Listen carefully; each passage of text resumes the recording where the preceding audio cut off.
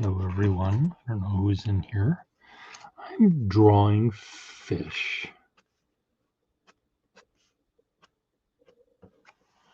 Trying to draw fish.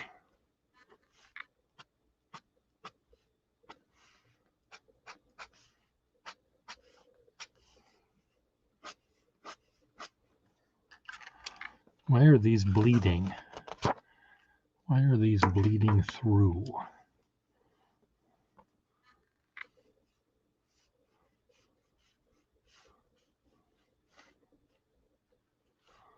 The other ones weren't.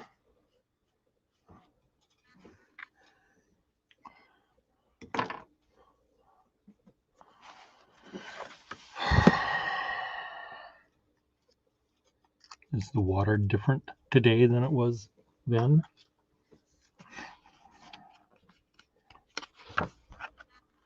It's bleeding right back there. I don't get it. I do not understand.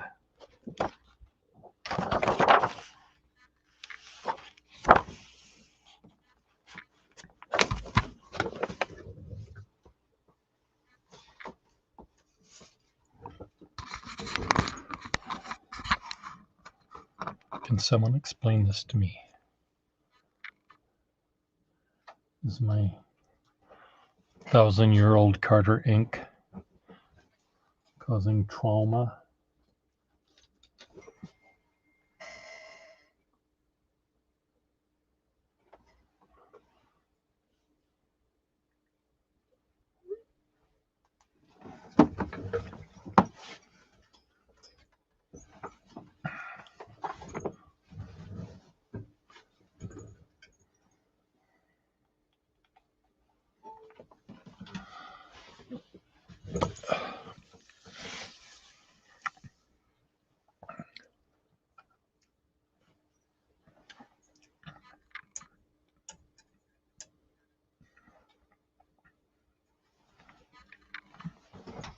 No, I don't like that light.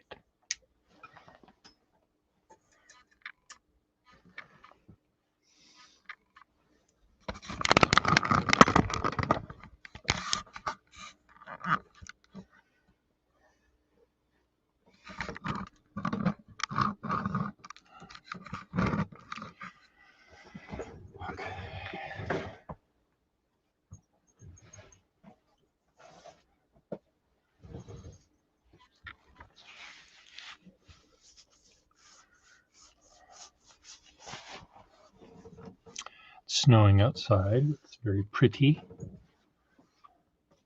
Very pretty outside.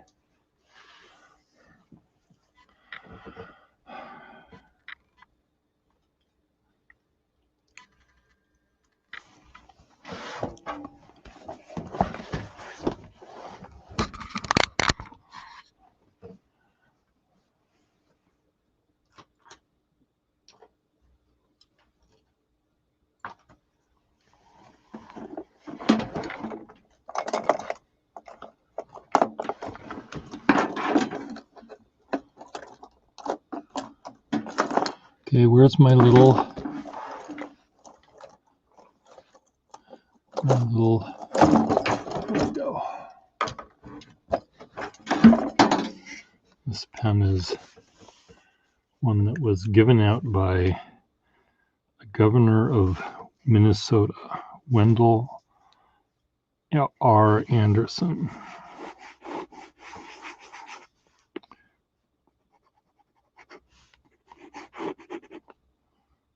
And I put a little accountant nib on it. Not that Wendell R. Anderson was an accountant, but there's an accountant nib on it.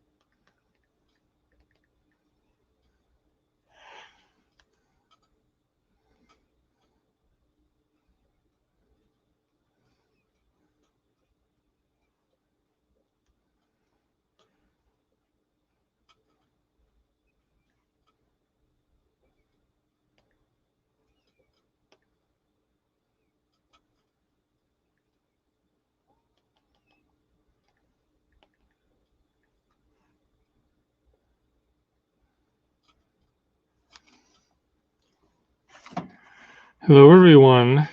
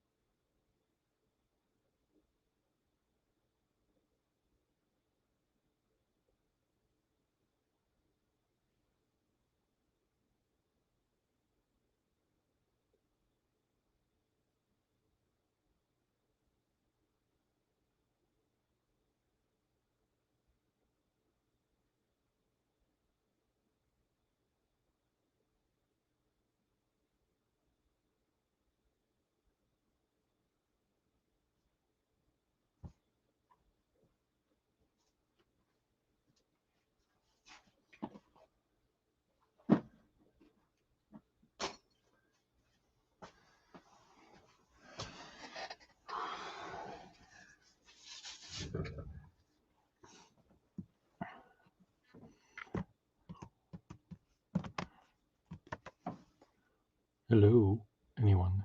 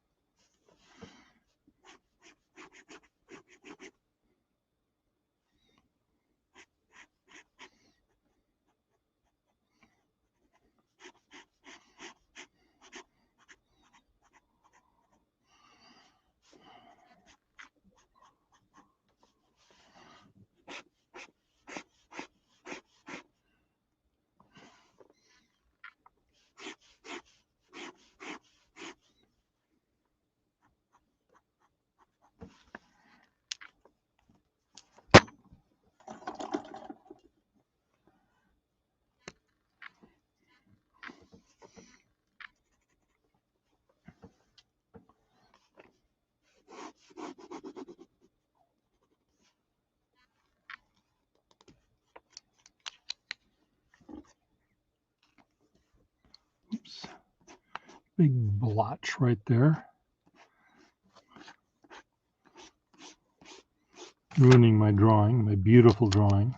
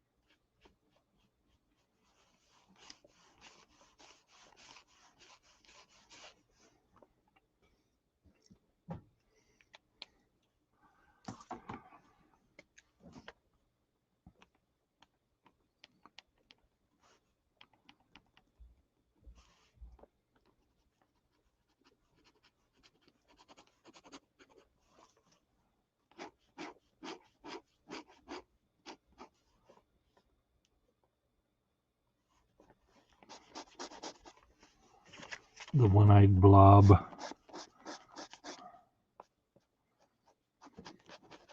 Attacking the whatever two-eyed other thing over there.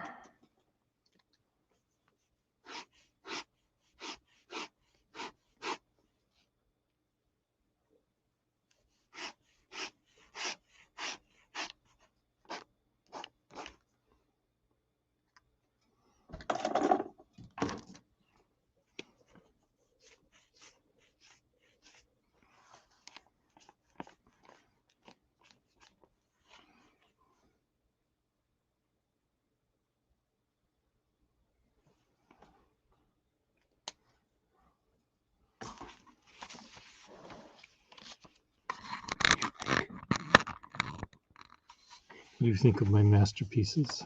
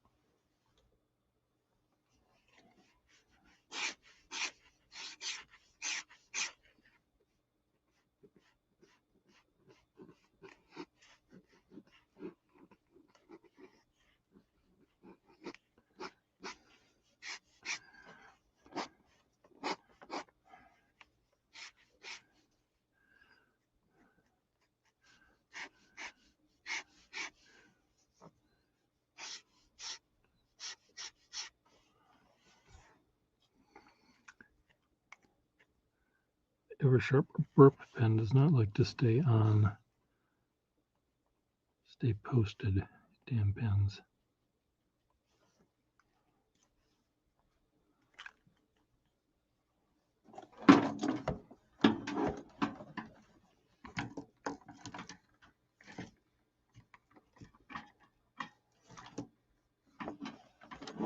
Where's the pencil for this?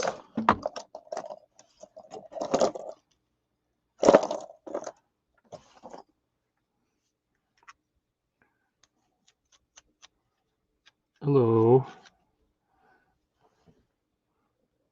Would you like to come online, stream face to face?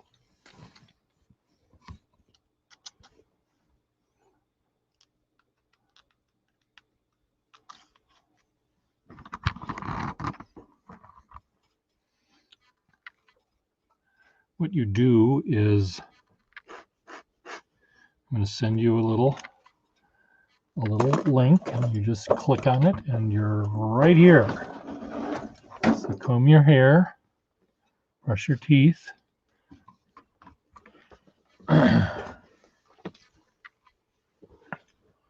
Invite, copy, edit, paste.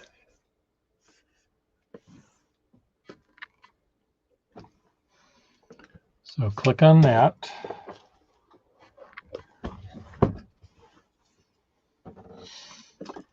And follow the prompts.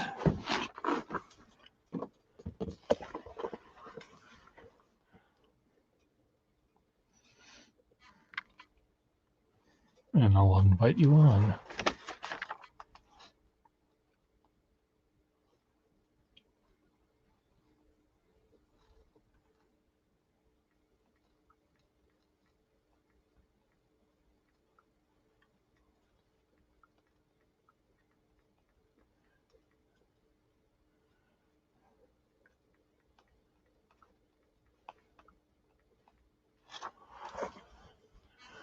Did you see the link?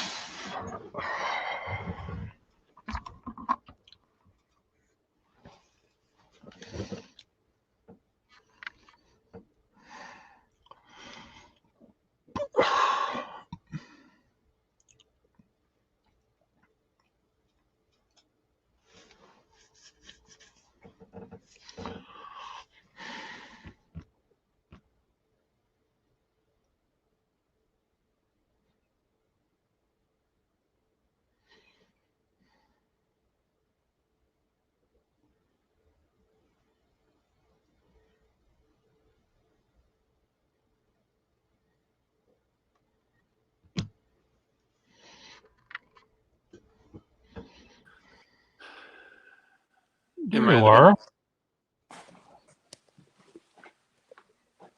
Trying to figure this out. Do I have to hold it like this the entire time? What do you mean that? Hold it like that the entire time? What's wrong? I'm just trying to figure out the angle of the camera. to get all of your chins in it? To get all my chins. Well, you don't shave or shower either. It doesn't look I like. don't. I don't. Why do I need to do that? Oh, I don't know. Why would I need to do that? It's hard to think backwards and upside down and inside out when you use the camera. Okay, well, I'm here. Is it snowing here now, finally? Is it? Yeah. Huh. Well, it's, how do I flip it around, or can't I? I don't know whether you can now. I mean, you have to. I don't know. You know what the outside looks like. I know what the outside looks like, yes. Yes. And where are you walking back in that direction? I don't know. The light's better. Dark. Here. Dark, gloomy. Maybe I'll just go in the bathroom. You're not going to go to in the bathroom. I said maybe I'll just go in the bathroom. I see. Oh, well, it's Super Bowl day today. Not that I watch any of that stuff. Is it Super Bowl? I would never, ever know. Well, I don't watch it or follow it either, but as you know, but whatever. I am just trying to figure out what to cook, I guess. So, what are you and Matt going to do? I don't know. Matt was at his mother's earlier. He came back from his mom's. I don't know. His mother is dying of old age, and so they're sort of, she's at they have hospice care there now. So he goes up when he can, and so that's what he's doing. I don't know what his plan is for dinner. Well, what do you do? Don't know. Usually I have all sorts of people on here talking and yammering and making jokes. And well, maybe. Where are they? Oh, here's Russell. Buongiorno. This is my brother, il mio fratello. So come on and say hi to Todd.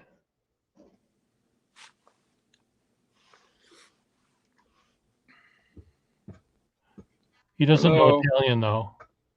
Hello, Russell. How are you? Okay, how are you guys? I'm doing okay. Sorry that you're friends with my brother. I'm sorry that your brother is friends with me, because it exposes you to me in some way or Yes. 6 degrees of separation somewhere, right? What was that noise? Are you getting the Mormons calling you again, Russell? it's just text messages. Russell is a sort of, I don't want to say character manager, I guess, of a hotel that is now used for a dorm in a college. Oh, so wow. He's in charge of getting keys to people and kicking people out and Mr. Popular and stuff. Oh, yes. No, it was just one of the office workers I deal with asking me what to do about losing money to one of the vending machines, and my response was basically had to be, don't put any more money in it. Sounds like a good idea. Yeah, he basically what's happening right now is he's left a sticky note on it for saying it stole this much money from me, I guess. I see. And that was one of your colleagues said that? Russell? That's one of the students who works the front desk. I see. Okay. When that happened to me, my supervisor, basically his response was along the lines of, "Yeah, it does that." Okay. So it's sort of a, I don't know how the vending machine works, and I do not know who deals with the vending machine. So And if you pressed me, I don't care who anything if you about press the vending machine, it doesn't care either. yes. So, well, I'm hoping that that's the most serious problem you'll have. Yeah, it's basically just, I mean, other than him not being able to turn on the computer at the front desk, which again is one of those things I can't really solve. That's all that's happened so far. Have you told him that you have to press the power button? Does he know that much? I was tempted. He's not a bad guy. He's just, I So is this a hotel, like a Holiday Inn kind of a thing, or is it a? no, it used to be an old motel, and the college basically converted it into dormitories. So does every room have a bathroom but no kitchen? Yeah, that's basically the difference between my room and the student's room. Mine has a kitchen in it. Well, you also have lots of room on top of it. Yeah. So where do the kids eat then? In the college cafeteria kind of thing? Yeah, I suppose so. I mean, they're not allowed to have hot plates or anything, so either they eat at the college cafeteria or they're microwaving everything or going out to eat something. I see. Every student assigned a meal plan, but that's neither here nor there. I see. Cool. I'll have to look you up on Google Earth to see what your little building looks like. Can I do that, Russell? Can you tell me what that is? Are you thinking about what Google Earth is? Huh? But I don't know. I can tell you what Google Earth is. I don't know what to tell you about the coordinates. Oh, you just have to punch in an address. What is your street address? You can try 200 High Street, Okay. Glenville, West Virginia. 200 High Street, where? I'm going to type it in chat. Okay. I mean, I've already basically, because these get recorded. I see. Yeah. Well, so does the chat. Send it to me on Skype. Well, this is the private chat. I see. It's not, you're not under the witness protection program, I hope, or anything. So yeah, I'm not. You just got to be cautious sometimes. I see. Okay. I have stalkers everywhere. You do. Well, you're so popular.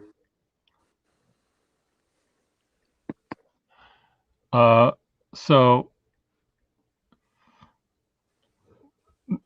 Marilyn was looking at Great Barrington and was thinking that because it was 15 minutes to the nearest target, that Schiavello shouldn't live there. Because that wasn't their target. It wasn't convenient enough, I guess. Well, I do see this now. I see this thing. I'm just trying to imagine what this town is. Your town a college town? Yeah. So it was built. It's not.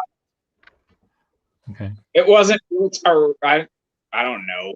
I haven't looked into the history of Glenville. Yes. Yeah. Well, I'm looking at it on the map here, and it looks like it's all by itself in the middle of a bunch of, for lack of a better term, woods and hills and forests. And it seems to me that that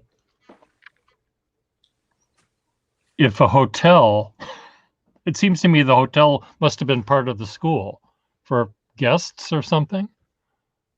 Well, there were also railroads running through this way. I see. Okay. On a time they all done closed down. I see. This would have probably also been more of a timber area or something like that. But dealing with renewable and non-renewable resources and getting exploited and left behind in the dirt is basically what West Virginia's history is. Dirt. Okay. And our current government is trying to repeat it again. Well, good for them. Worked once, it'll work again, right? Hey, maybe it didn't work with the coal. It didn't work with the glass industry. Maybe it'll work this time with the pipeline. Look, it's a happy face.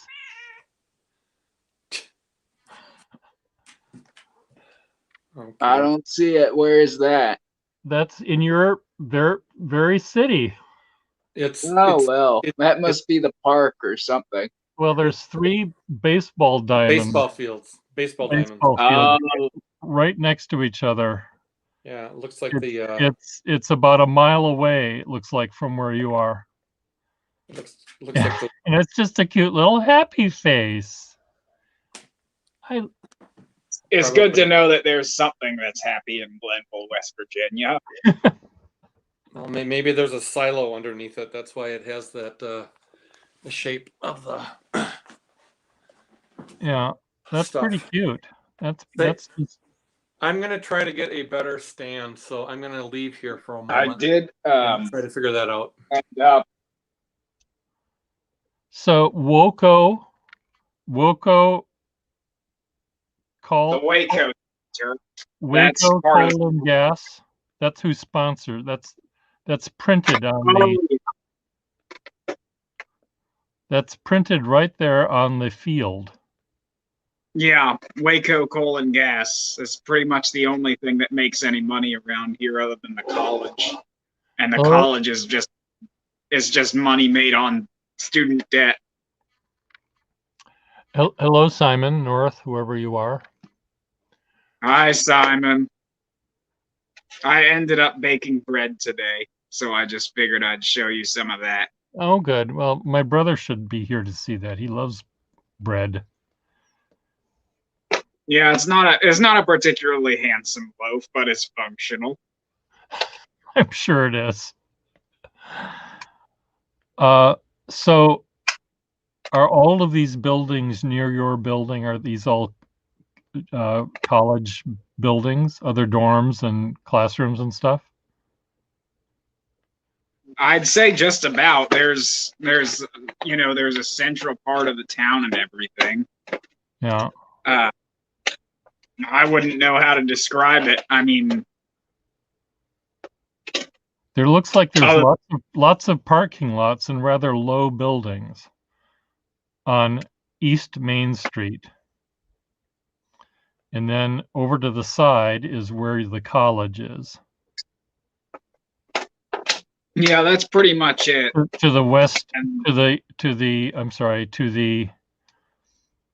the northeast of the town is your college, right? I'd say so. Look, I'm not a geography student. Well, you know which way the sun comes up.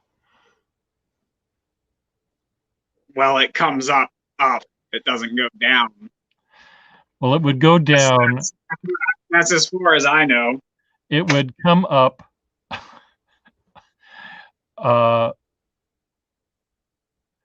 It would go down. It would go down between. It would as it was setting.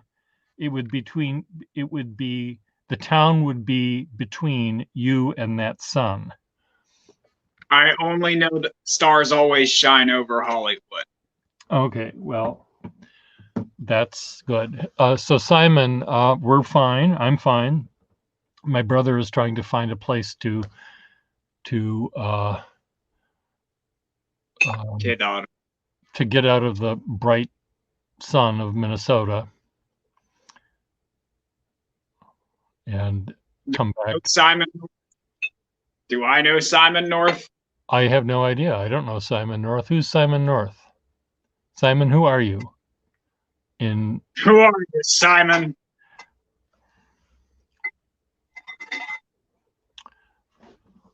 We're just a bunch of weirdos going live on the internet. Well, we'll find out if Simon wants to say what he's about. He might not even be here anymore, for all we know. Matt, if Simon North is gone, then things can only go south from here. That's true. And the stars will still shine above Hollywood. Exactly.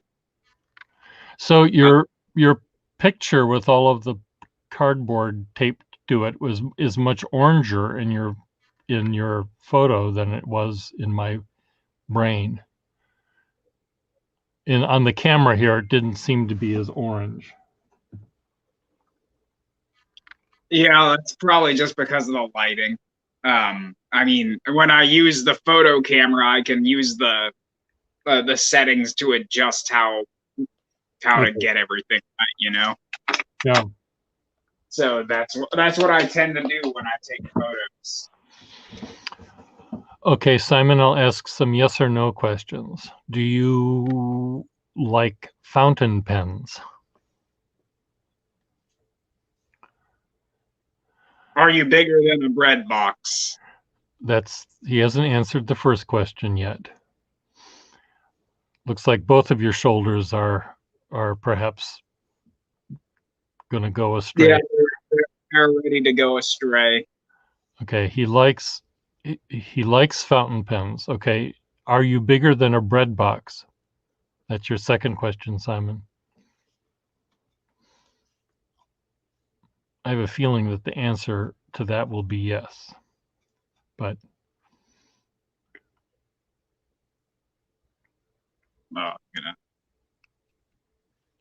I'm currently finishing up taping more manila envelopes to the thingy.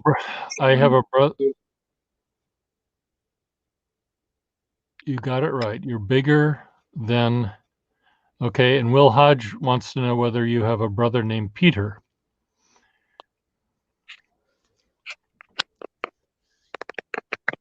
Peter North, I think, is a porn star, though I don't know that for sure. Peter North. I certainly couldn't tell you. Peter North. Yes, he was here the other day. He was in the room the other day.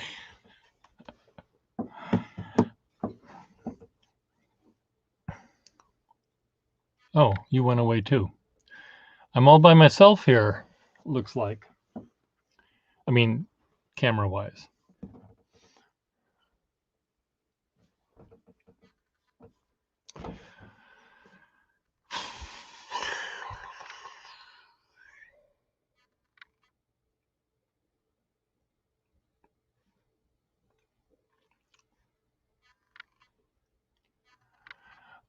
Life is okay. Let me get Russell back on here.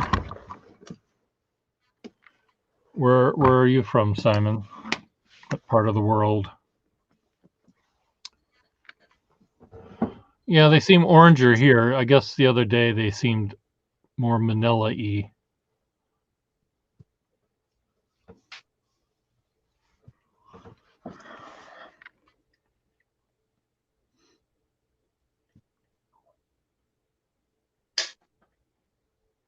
I left my tape.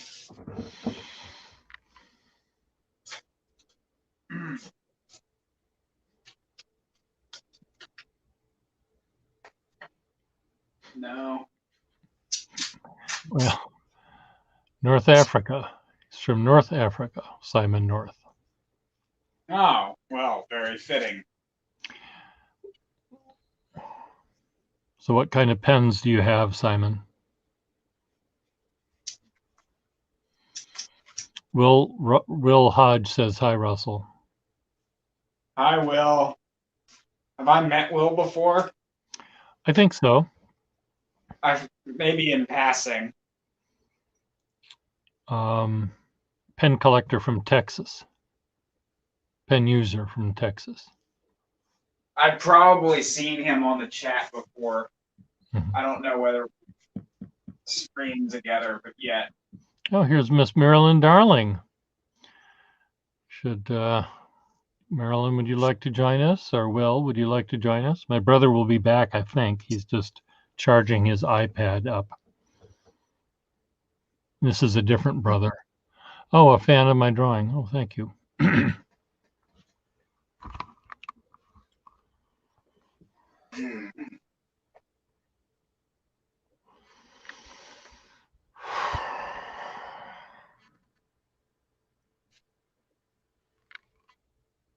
What can I say? Not a terribly eventful day. No. Here's Miss Marilyn. Oh, hello. Hello. How are you? Oh, Your hellos are always so chirpy, Miss Marilyn. Well, hello. Hello. Just Well, at wake least you it's right not Ned. At least it's not Ned Flanders. Holy, holy there, neighbor. You know, up. No. That's not we that. got one of those in our city. Oh, he's a you hoot. were sort of pure channeling the Toucan Sam there with your hellos. Yeah. Hello, follow your nose.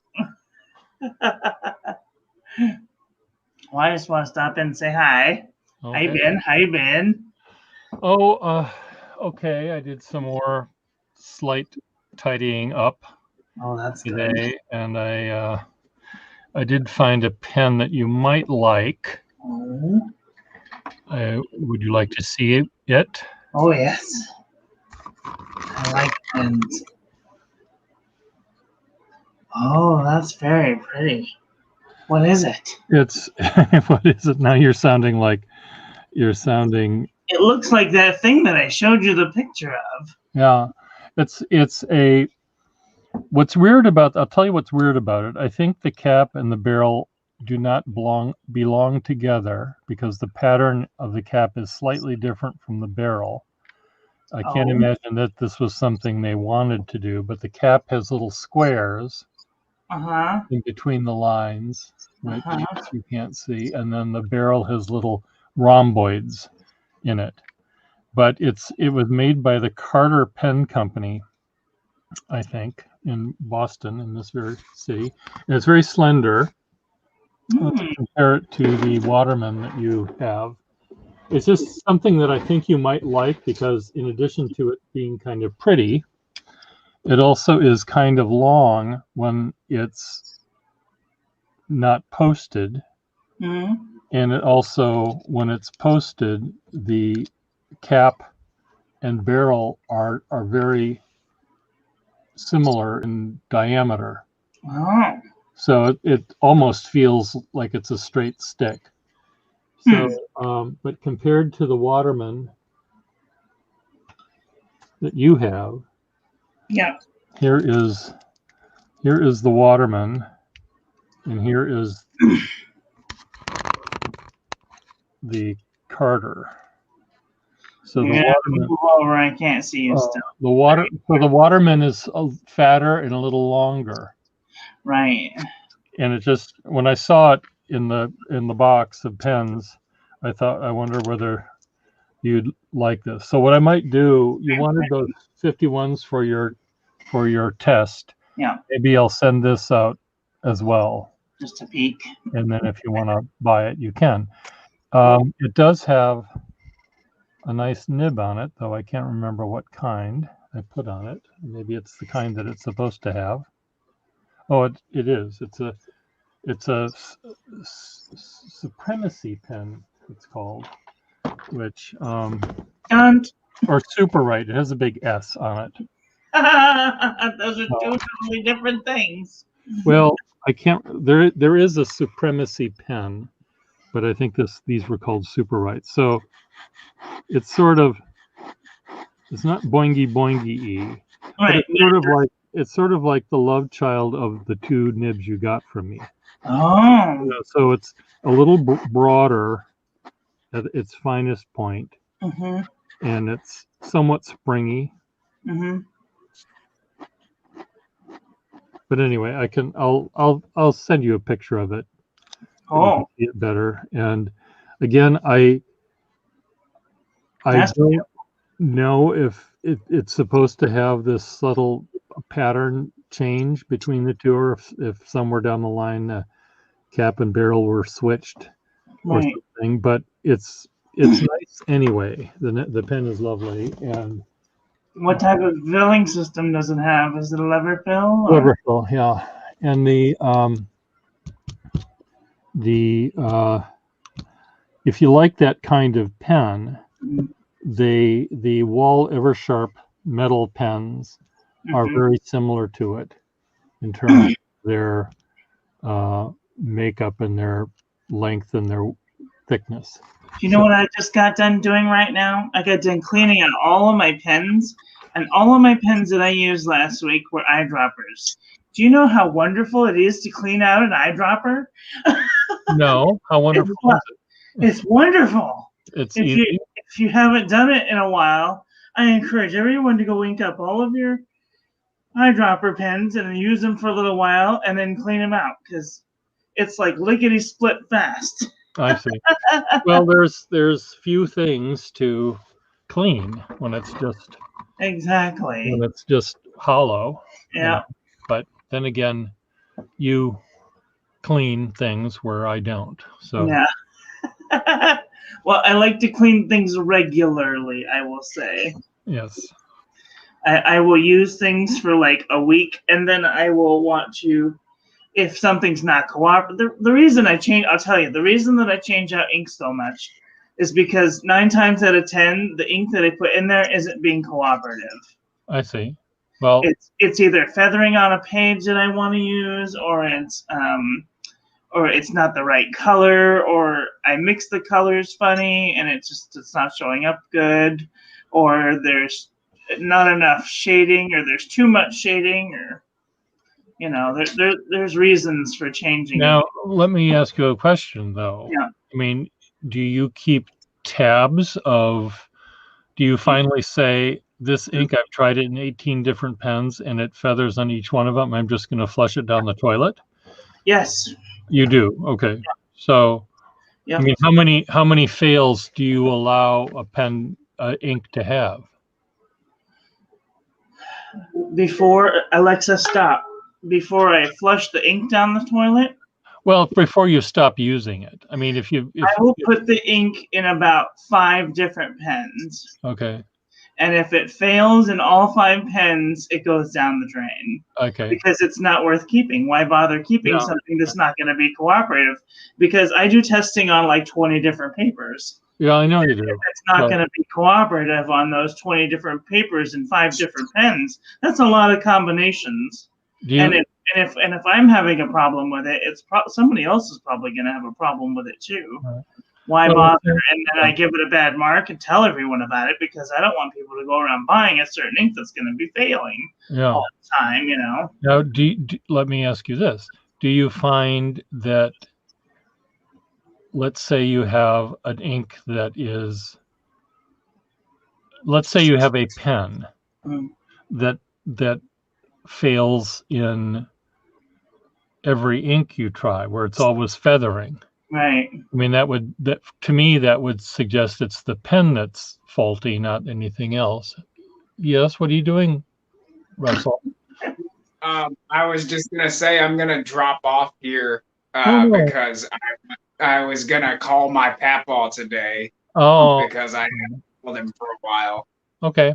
Awesome. Well, have fun. Talk to you later. All right.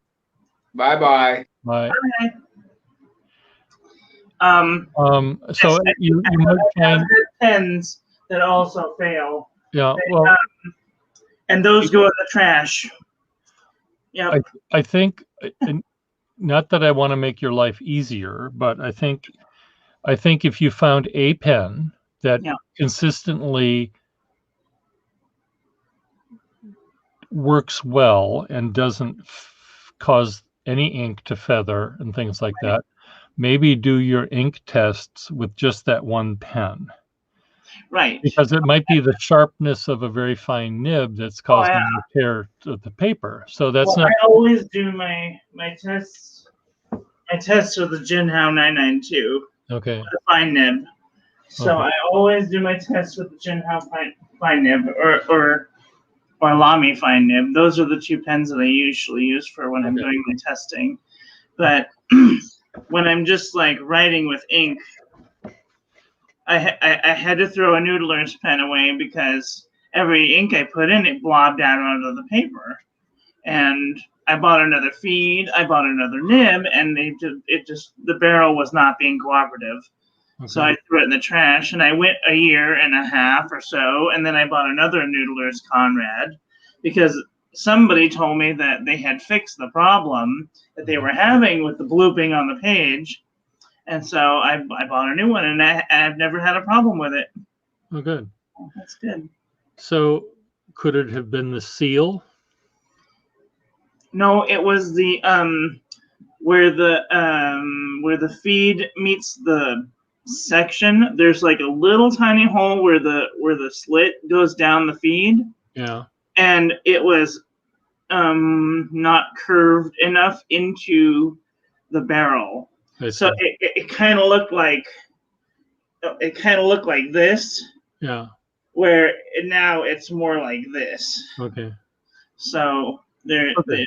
Well, I know that Nathan, when I bought a pen from him, I said that the filling system doesn't work, and he told me, well, you have to go down to the hardware store and buy this sort of a thing. I said, no, I want the pen to work at the beginning. And that costs too much to have them do it right, or something. I don't know what he said, but and I said, pay the extra 3 cents a pen to have them do it right, or whatever it costs, to put this rubber piece in correctly. Right. And so I just ended up taking the whole filling system off and putting a rubber sack on it.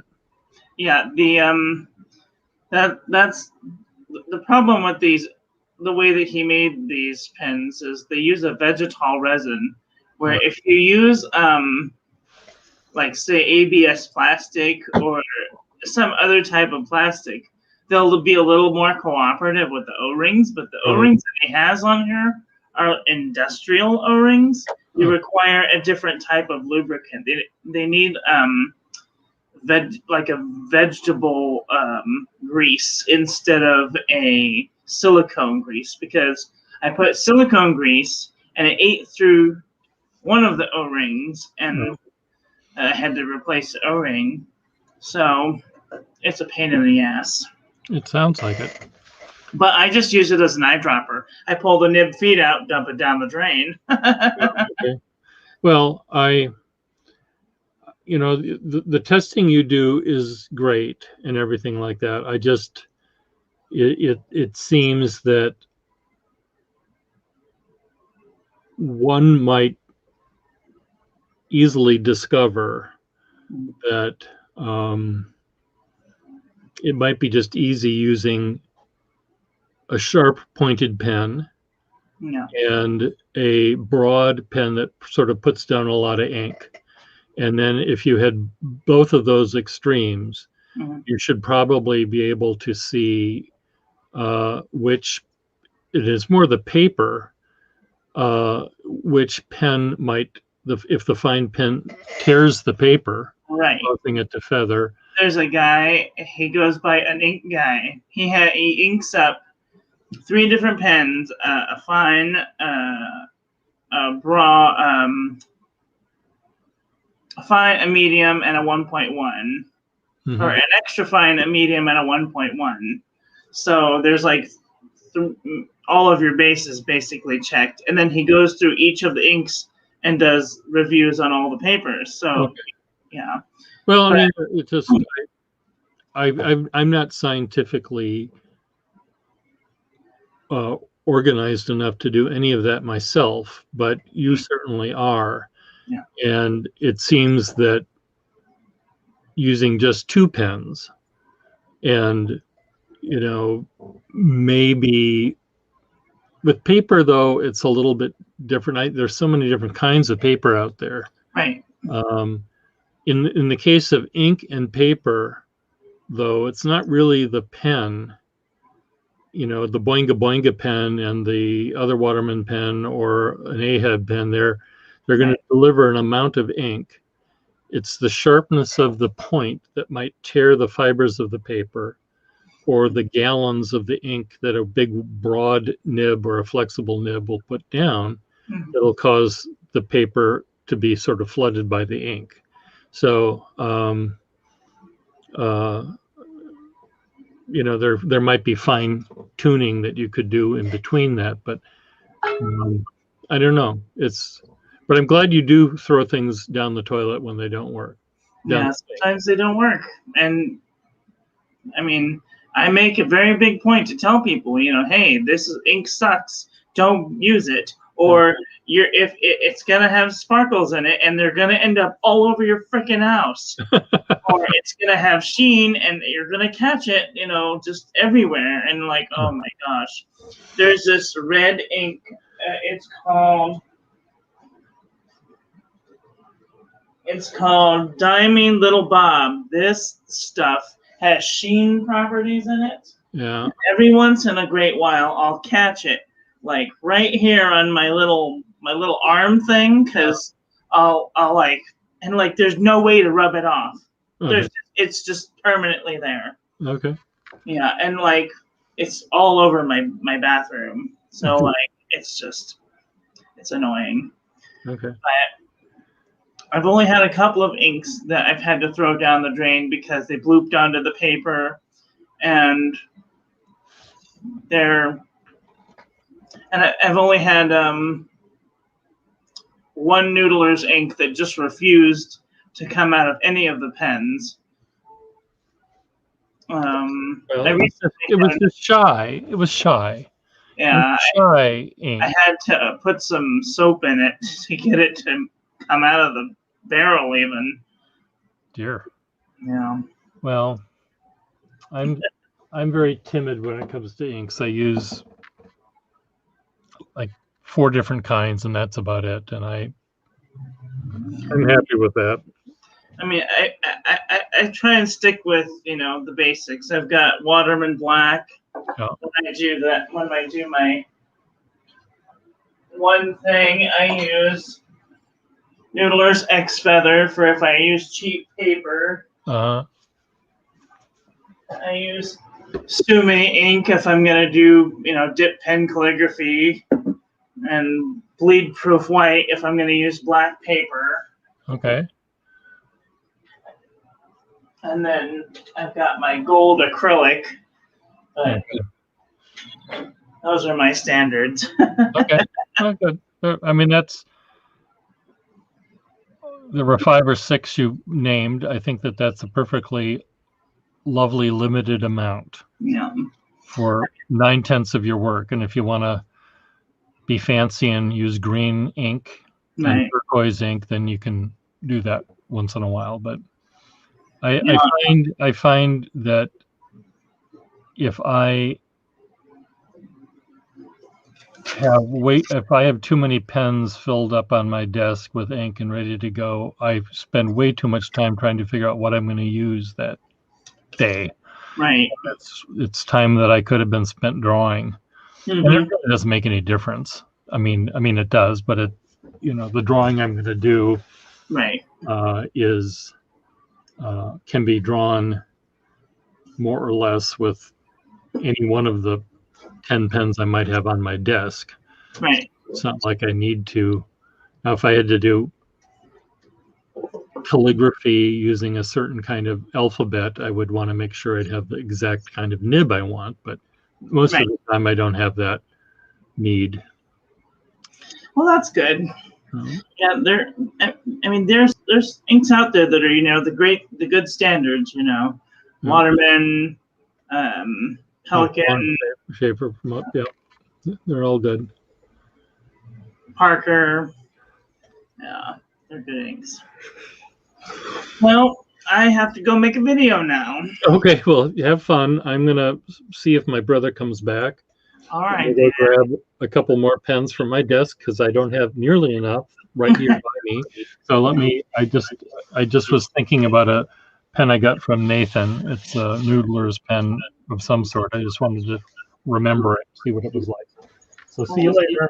All right. Have a nice day. Bye. Bye, everybody.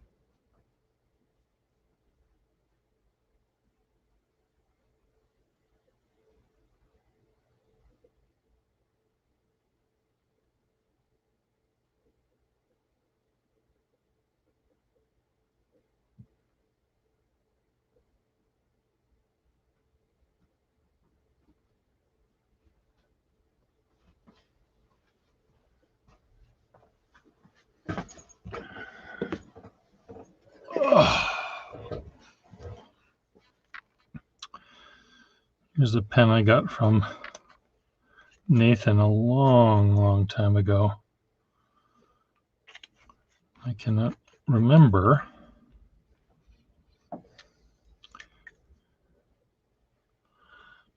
I put a dip pen nib in it, so it should.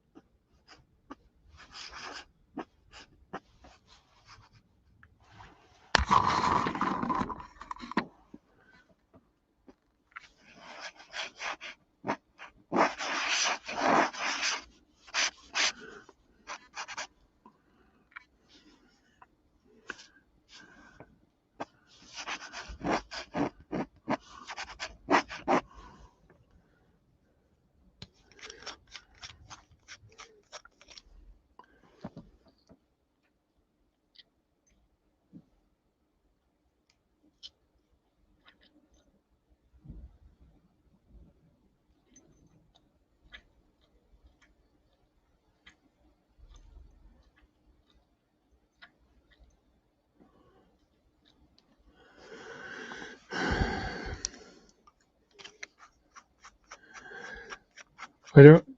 It's a Noodler's pen that I got from him once upon a time. I have no idea what he called it.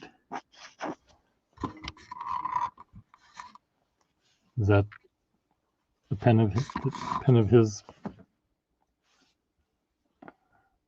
It's hard rubber.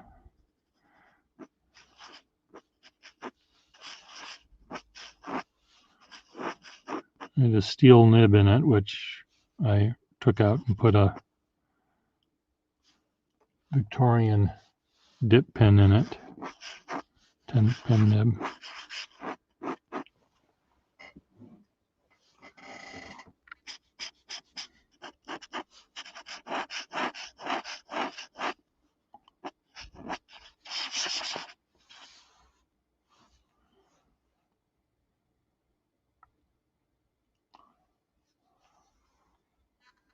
Noodler's ink.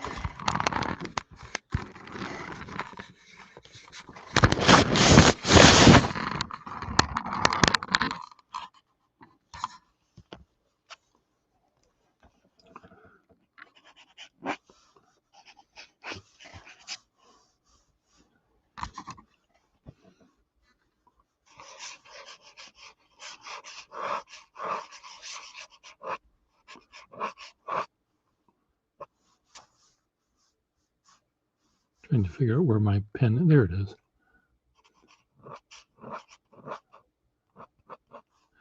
Well, this is a pretty small nib in it right now, and smaller than what I would have thought would be a number 4, but who knows what he calls them.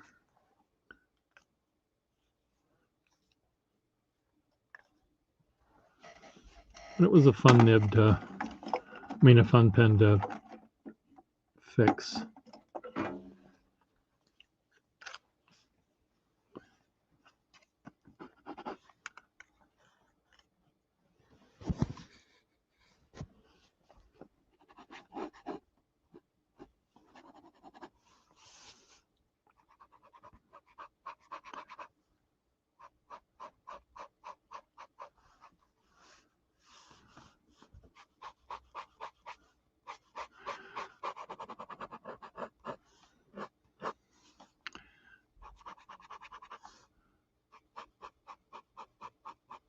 Very fine nib on this one.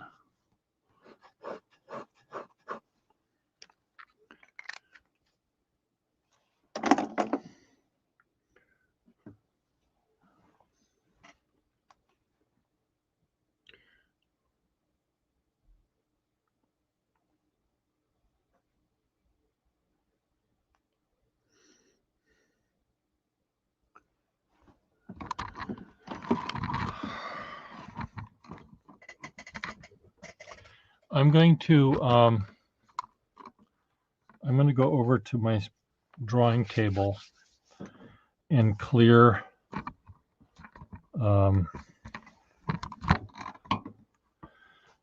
it off because I have to do some work on it tomorrow. I'm just going to leave a little note here saying be back soon.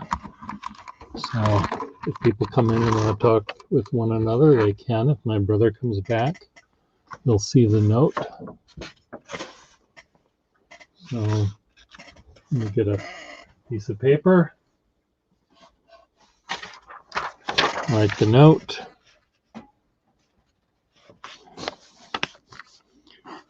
Be back in 10 minutes. How about?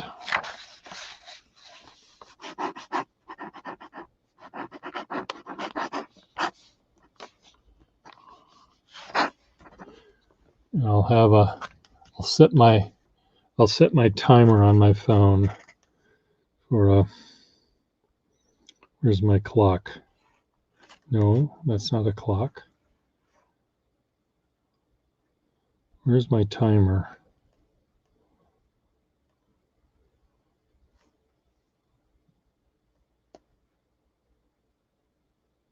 Timer, clock, timer. 10 minutes. I said 10 minutes. Here's 10 minutes in 0 seconds.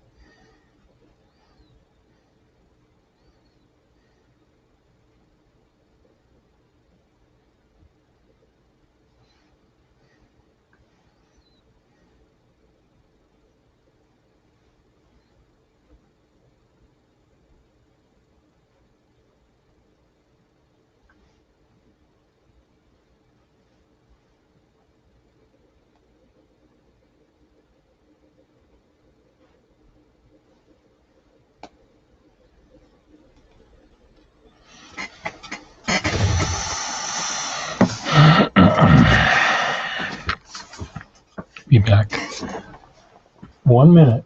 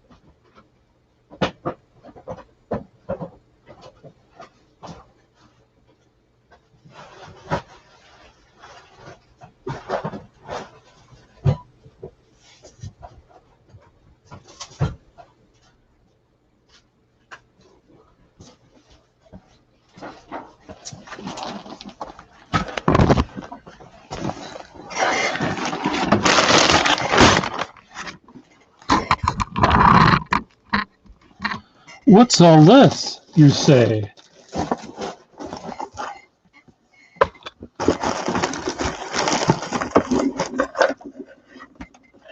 Can it be? Can it be all of this and more? Hose clamps. I was looking for these the other day. Now I have them.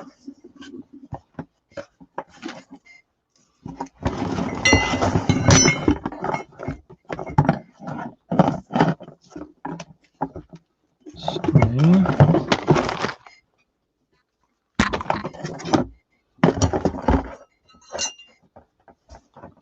Brackets. String. Garbage.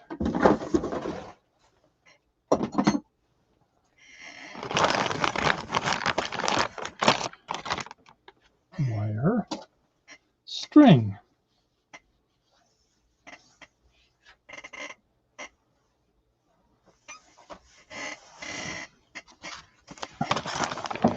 California paint colors. What am I going to do with that? I don't know. It's right there. Those clamps go right here.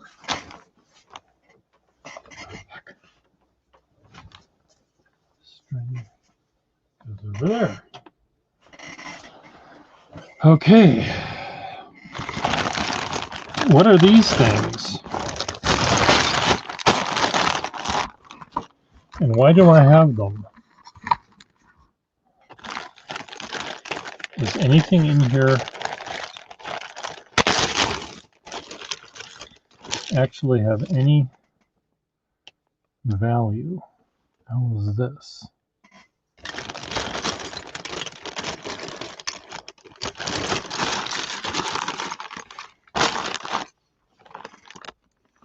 A wherever.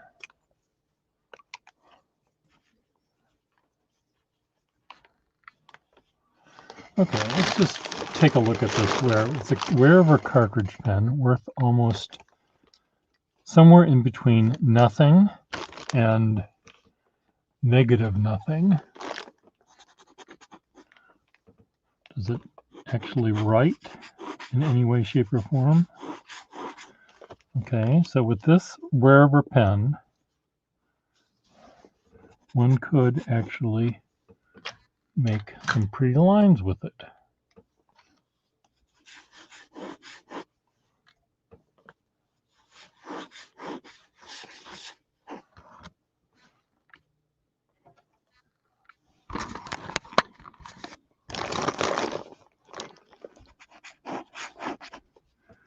I suppose if one really wanted to, one could turn this into some sort of a little rubber sack on the back of that somehow, glue it down, and you'd have a pen that could work perfectly well for a year, maybe. Right? Pick another pen at random. What's this?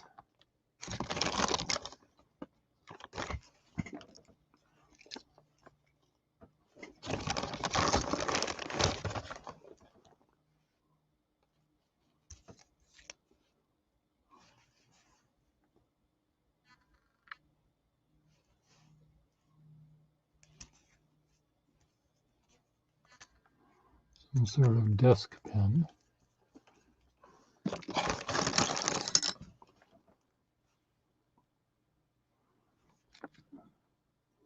Does this have a 14 karat gold nib in it? Can't possibly have a 14 karat gold nib in it, can it? This bag full of shit. Is there a 14 karat gold nib? Can I even see what I'm doing?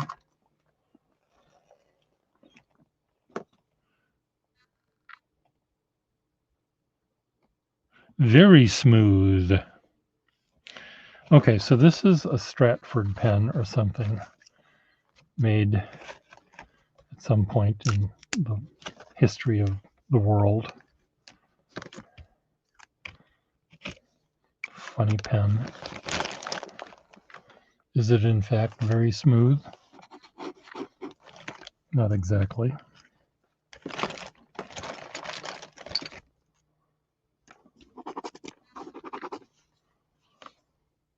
Boston School of Public Health. Ballpoint pen, throw it away.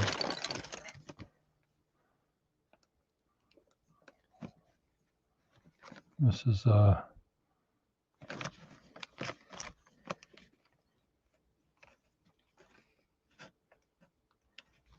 one of these pencils, Permapoint pencil. Works perfectly fine. Hello, Scarf. How's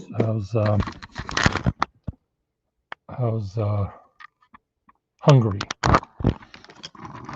It's a bag of pens I just unearthed from my. I was looking for something, and these were underneath something, and they're pens and pencils and parts and stuff, and most of it is pretty sad. That's a perfectly good sack.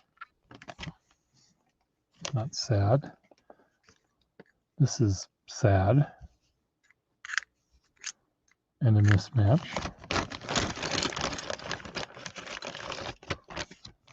There's a little Waterman 14 karat gold Waterman cartridge pen.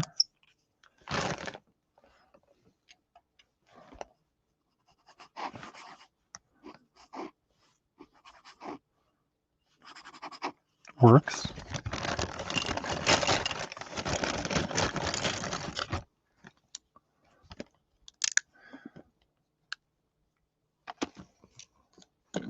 General Electric Company. Corey and Fuller Auto Supply. Montgomery, West Virginia.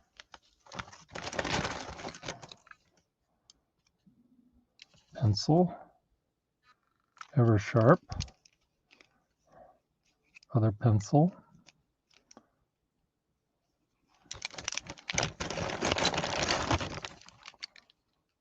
This is an early ballpoint pen. Kind of have a collection of these things. So maybe I'll keep that.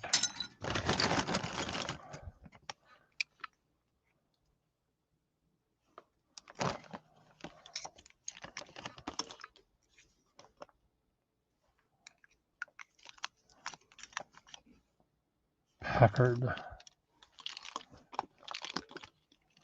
Oh, this is a Schaefer pencil. What's this doing in here? That doesn't belong in this junk box.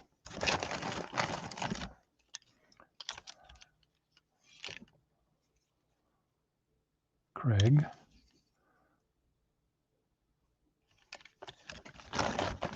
Okay, I need to get a box to dump these out in so I can see what I'm looking at.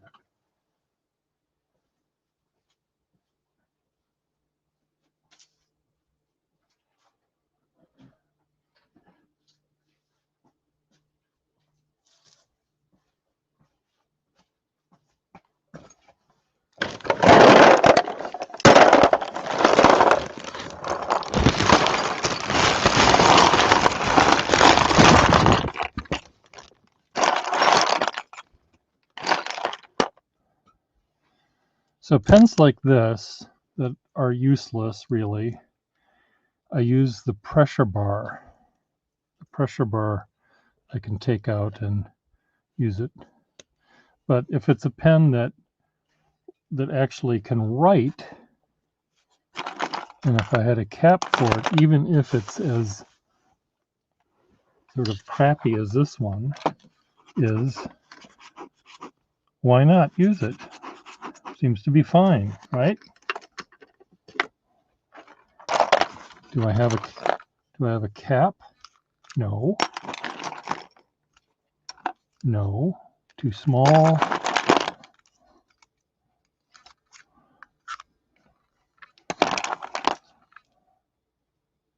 Wherever. This is a little gag pen where you put a little cap from a cap gun, and you take off the thing and it pops the cap.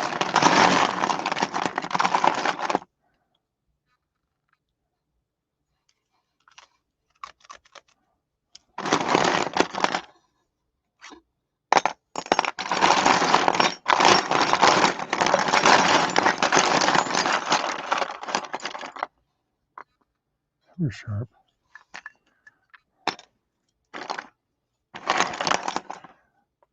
I do. I have a lot of pens, but this is just junk. Almost everything in here is almost worthless, which is why it was in that bag. AL.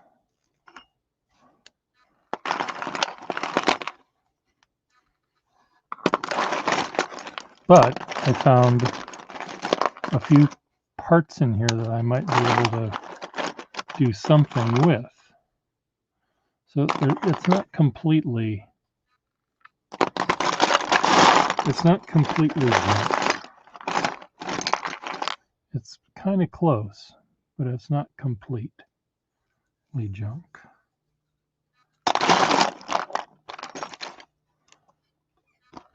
Let's add some more.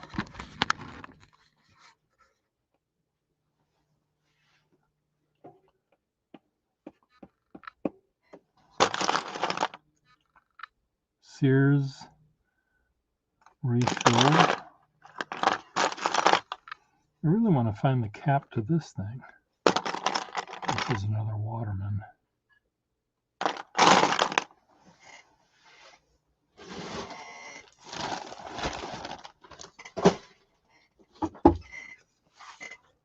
Hello, Marilyn.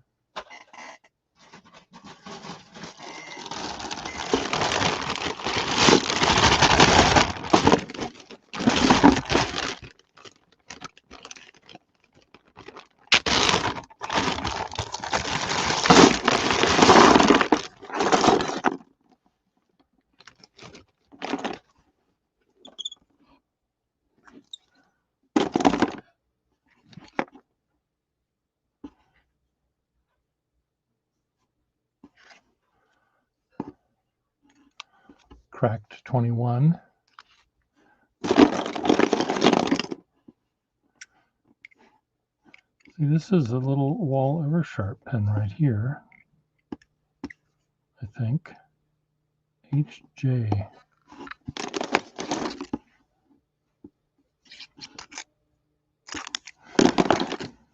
Most of these pens, Marilyn, are really junky pens that I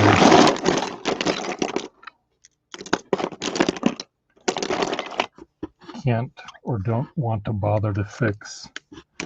I might use like this one. What's wrong with this one? This is kind of neat. Schaefer. This doesn't make any sense whatsoever. There's a Schaefer cap clip. This is very weird.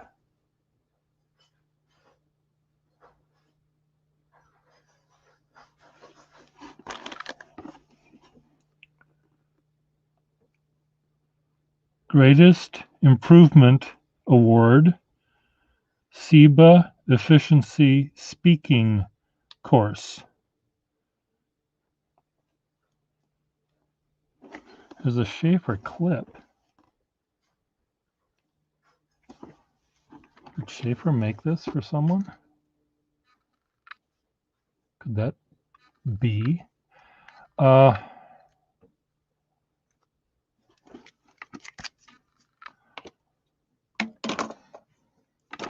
There won't be any eyedroppers in here. These are all too modern.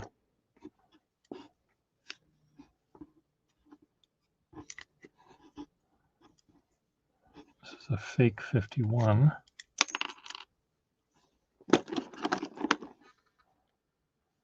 I have other eyedroppers, but oh, look at this. This is a cute little pen. This is like your little pen, except with a little clip. you'd have a little tiny pocket.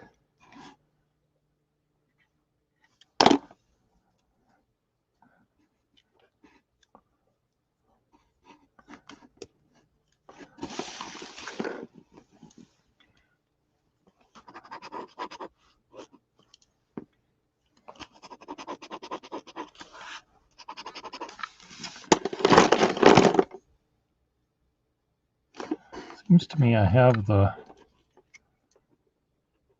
cap for this one somewhere.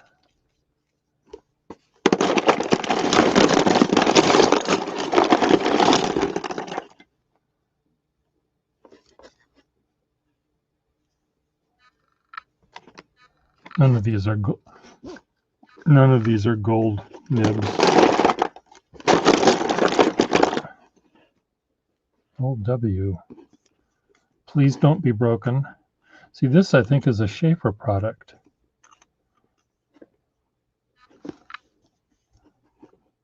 Schaefer Wasp pen.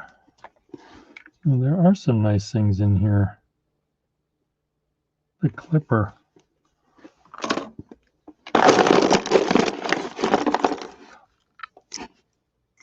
Look, Maryland.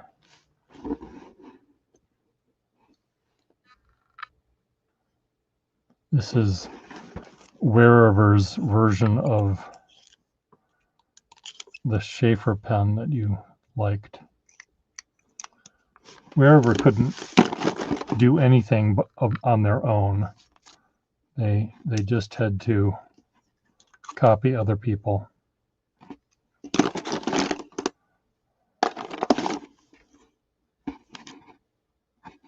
What was this? Waterman? This is a Waterman pen. Well, I'll be damned.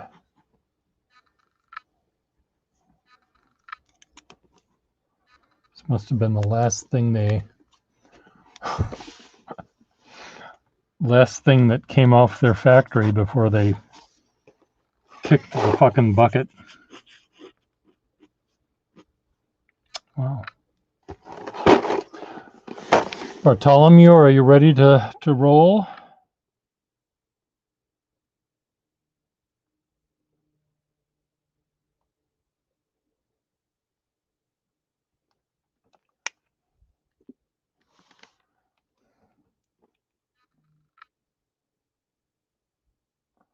Oh, SN. Whatever that means. It is not a Waterman. It has a little globe. Platinum, 10 years, S&N. Who made this pen?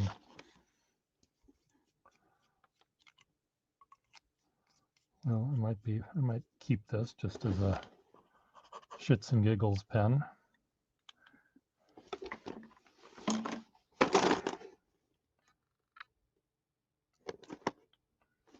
So, now here's Winsung. Is this a Winsung?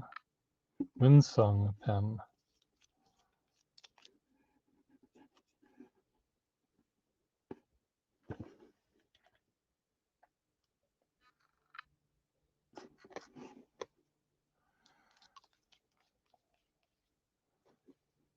A Winsung pen pretending to be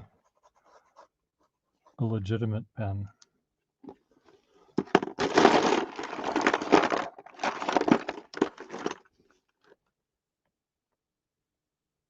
Star Pen Company, Cincinnati, Ohio.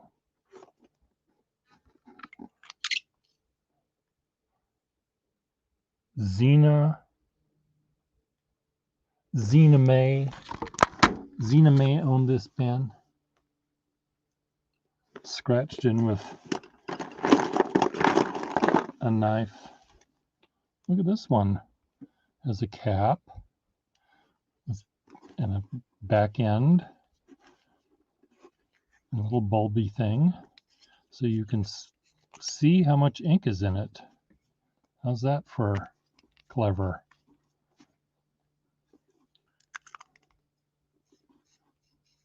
Packard. A Packard pen. keep that one too. Okay, this Imperial 1943.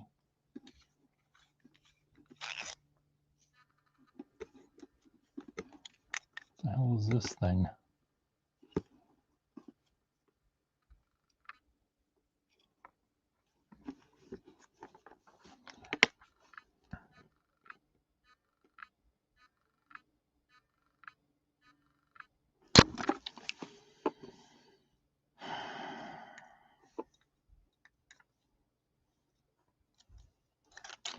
Not all of these pens are crappy, but a lot of them are missing their parts.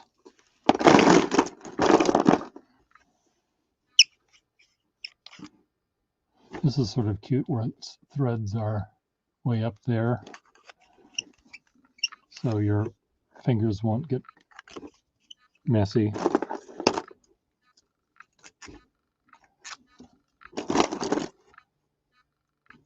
I already looked at this one. I looked at this one already, Per Gustafson. Ready for another box? Hello, Will Hodge.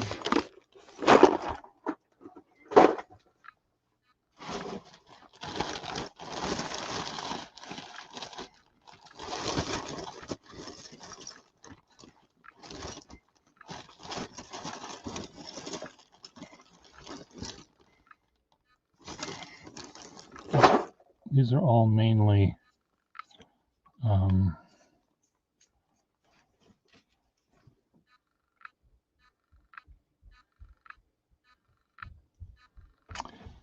just parts.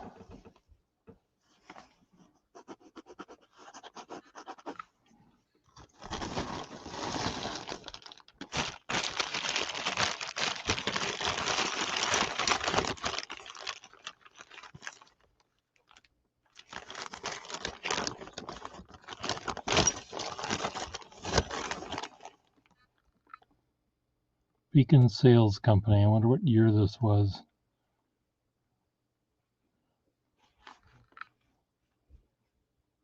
Doesn't say the year.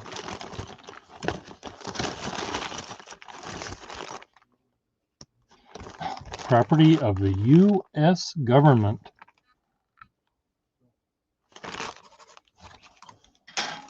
Not anymore. It's mine.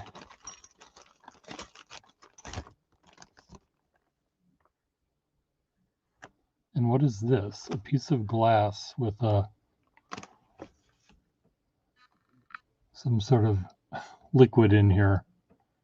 Is this poisonous or what?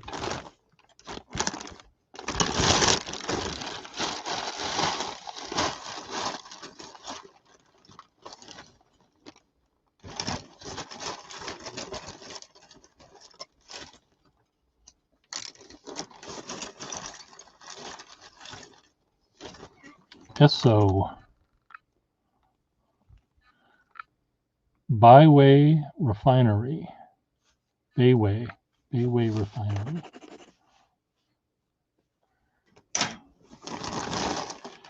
Most Schaefer nibs are stiff, yes. But some are not.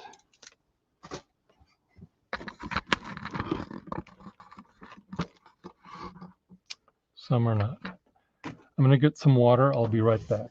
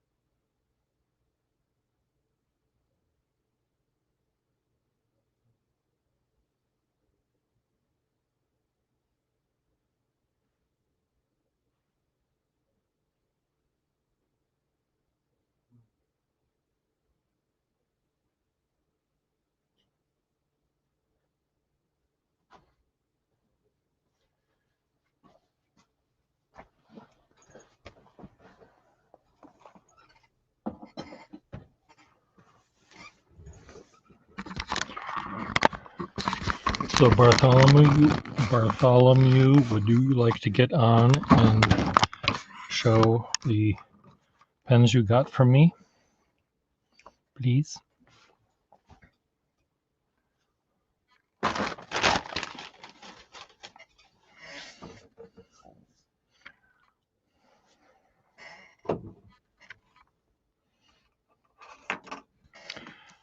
Will got some pens from me, 4 of them, and I wanted him to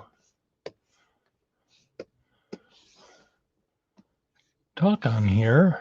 Let's see if we can do that. Ken, we'll click on that.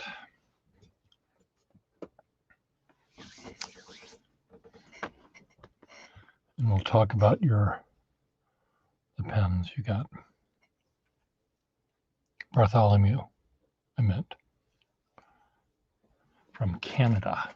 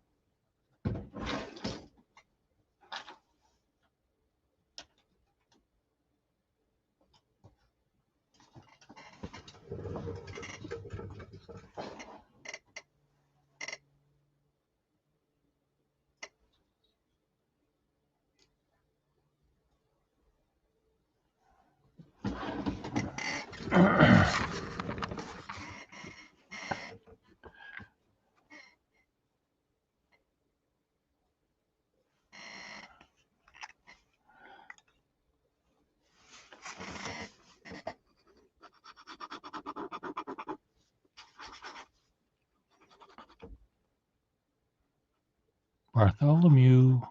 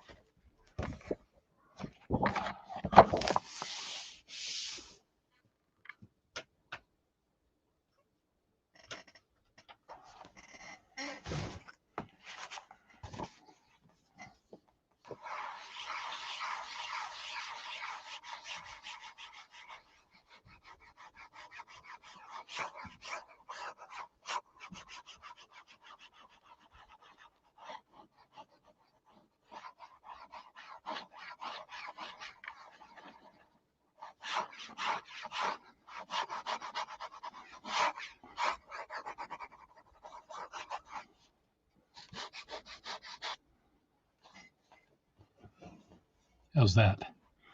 Add to shopping cart. $1 million.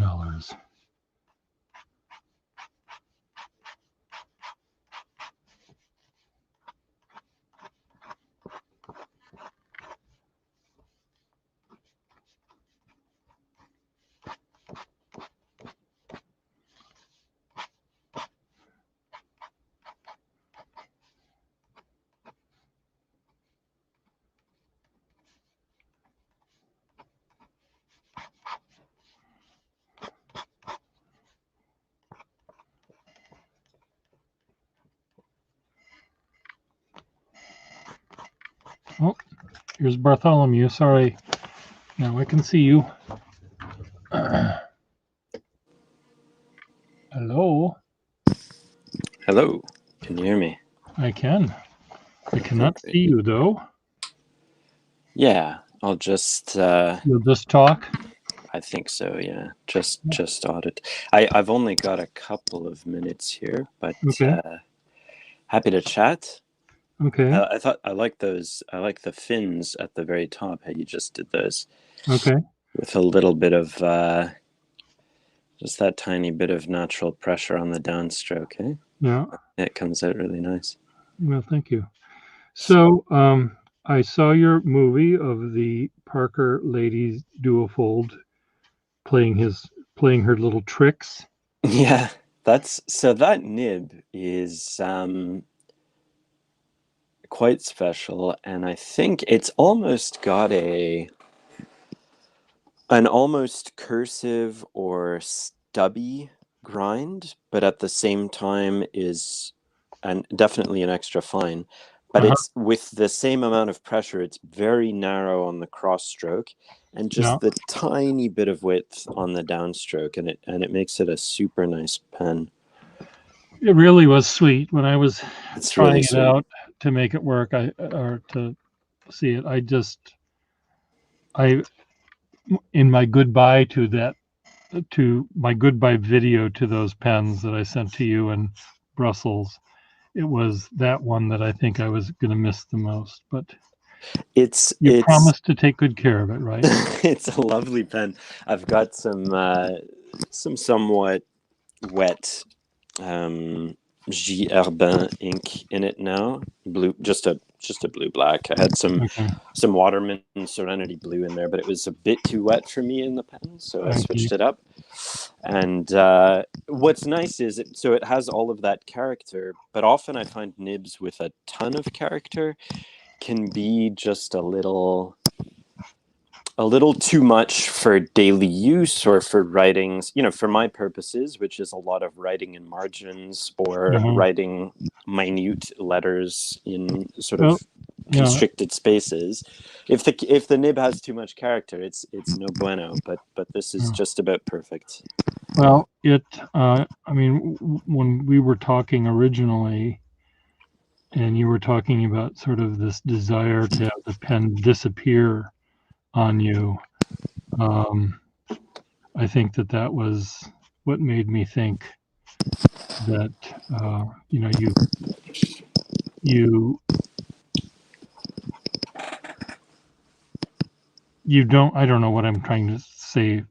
Well, that's with this, but I think if I may, I think that's part of why people like yourself, Friedrich, Mitch, we tend towards vintage pens, because vintage pens were made to be used. They were writing they weren't objects of fetish. They weren't supposed to, it wasn't supposed to be like take a picture for Instagram with your writing box and your 17, different colored inks, and they were meant to write. They were tools.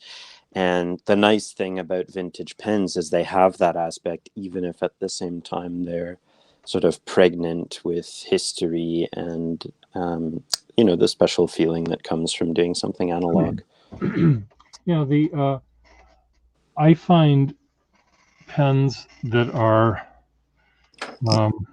modern pens that they just are a little bit too big, and they're a little bit too heavy. Yes. You can never really completely forget that they're there.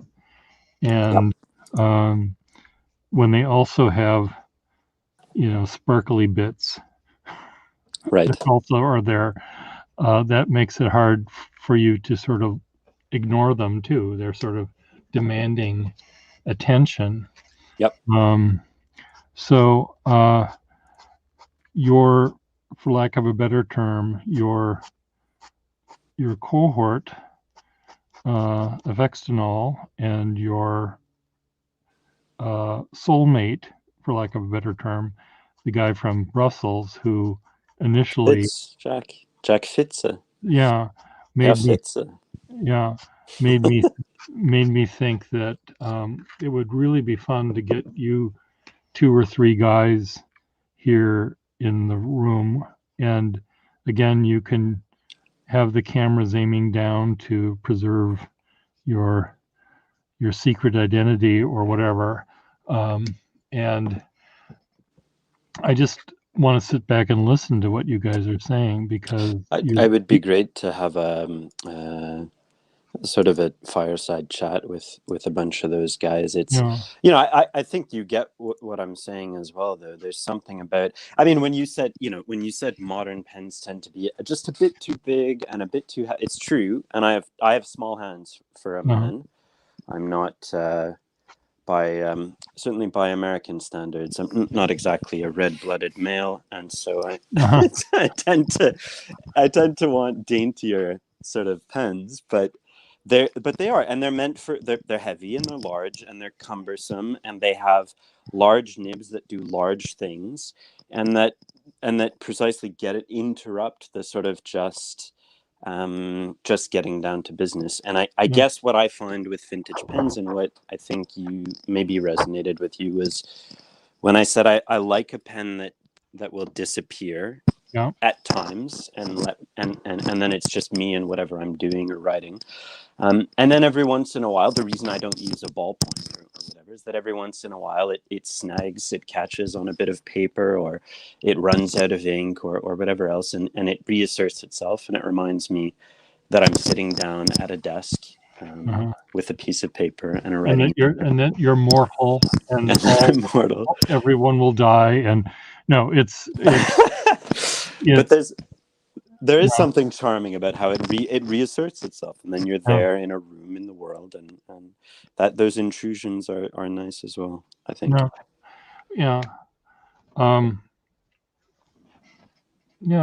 really think that when Jack he's hurt his neck, and it pains him to be sitting at the computer at the moment, so will eventually be able to participate, I hope,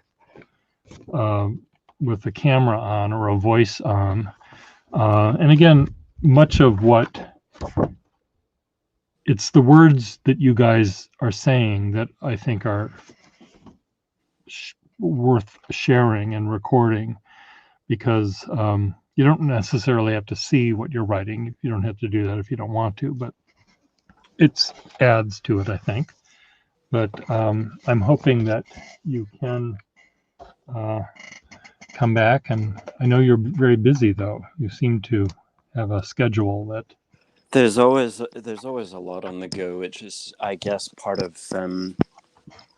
what's nice about having tools that slow things down a little bit as well. But in our I mean, look, there have been things written about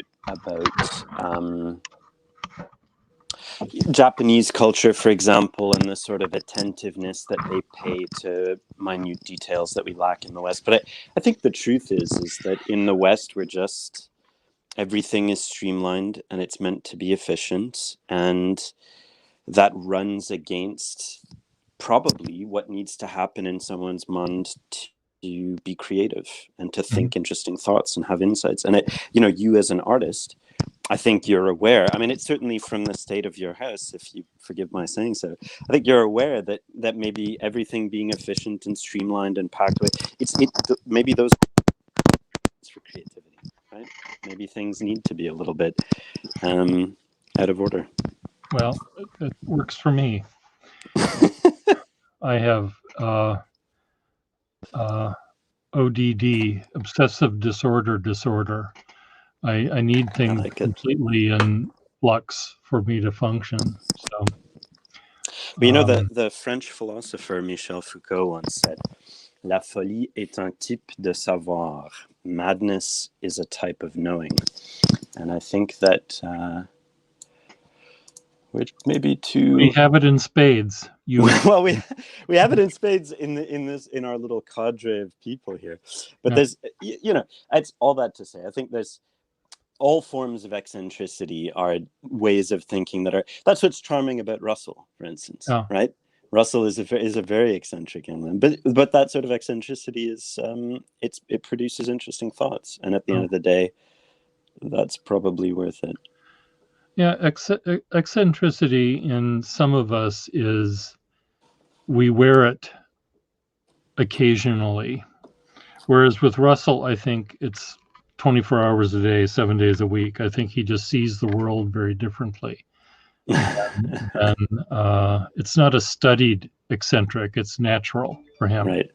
And I think I have a certain element of that in my being too, but his he's just very, very different kind of person than most people I know, because he does it all the time. I don't think he only does this when he's wearing his beret.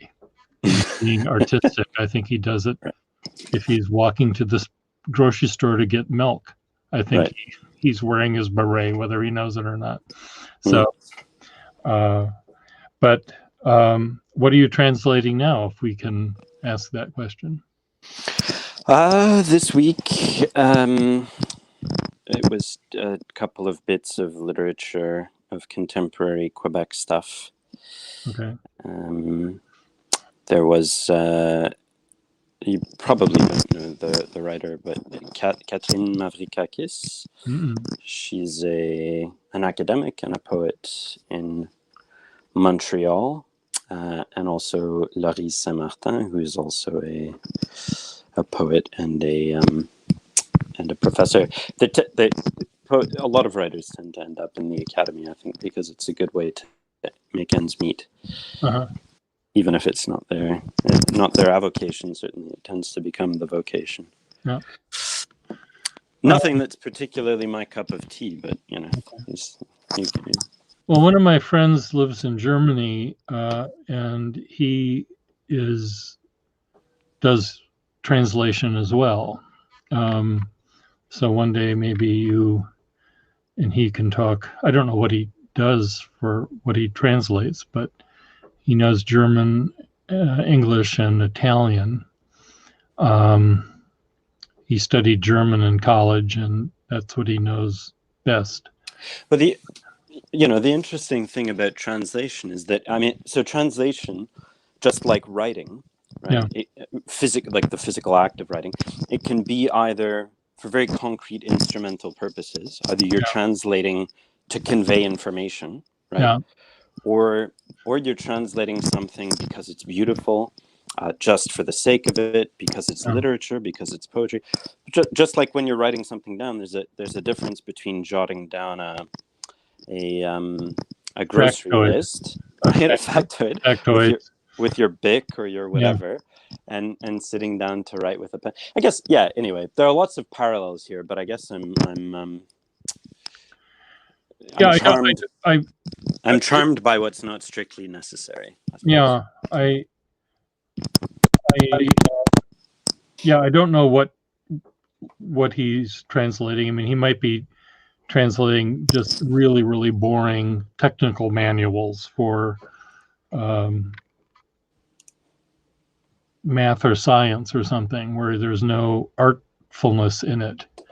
Whereas when you're reading something, you can translate the words relatively easy enough, but to translate the meaning and to try to include the humor it's like Nabokov did such a great job with Lolita because he just loved wordplay and punning, in English, and he was just delighting with our silly little language that we have, and making fun of it in that story novel. But anyway, the only time I ever really pay attention to translations is when I'm listening to an opera, and I hear the words in German or Italian or whatever, and then I look at the words in English so I know what they're saying, and then sometimes I can, without knowing the language at all,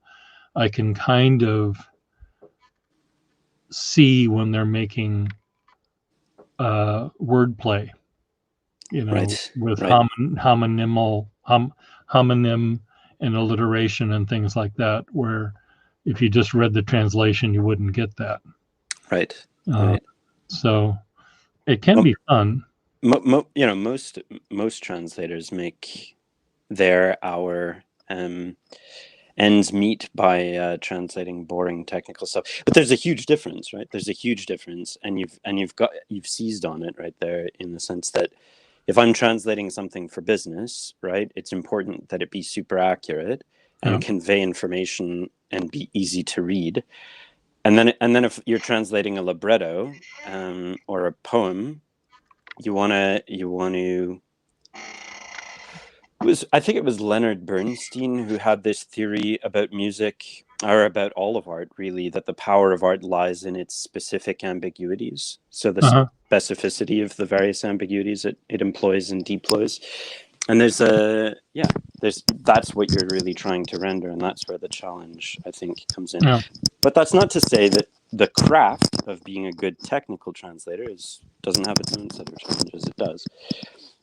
They're just, it's interesting. Where was it?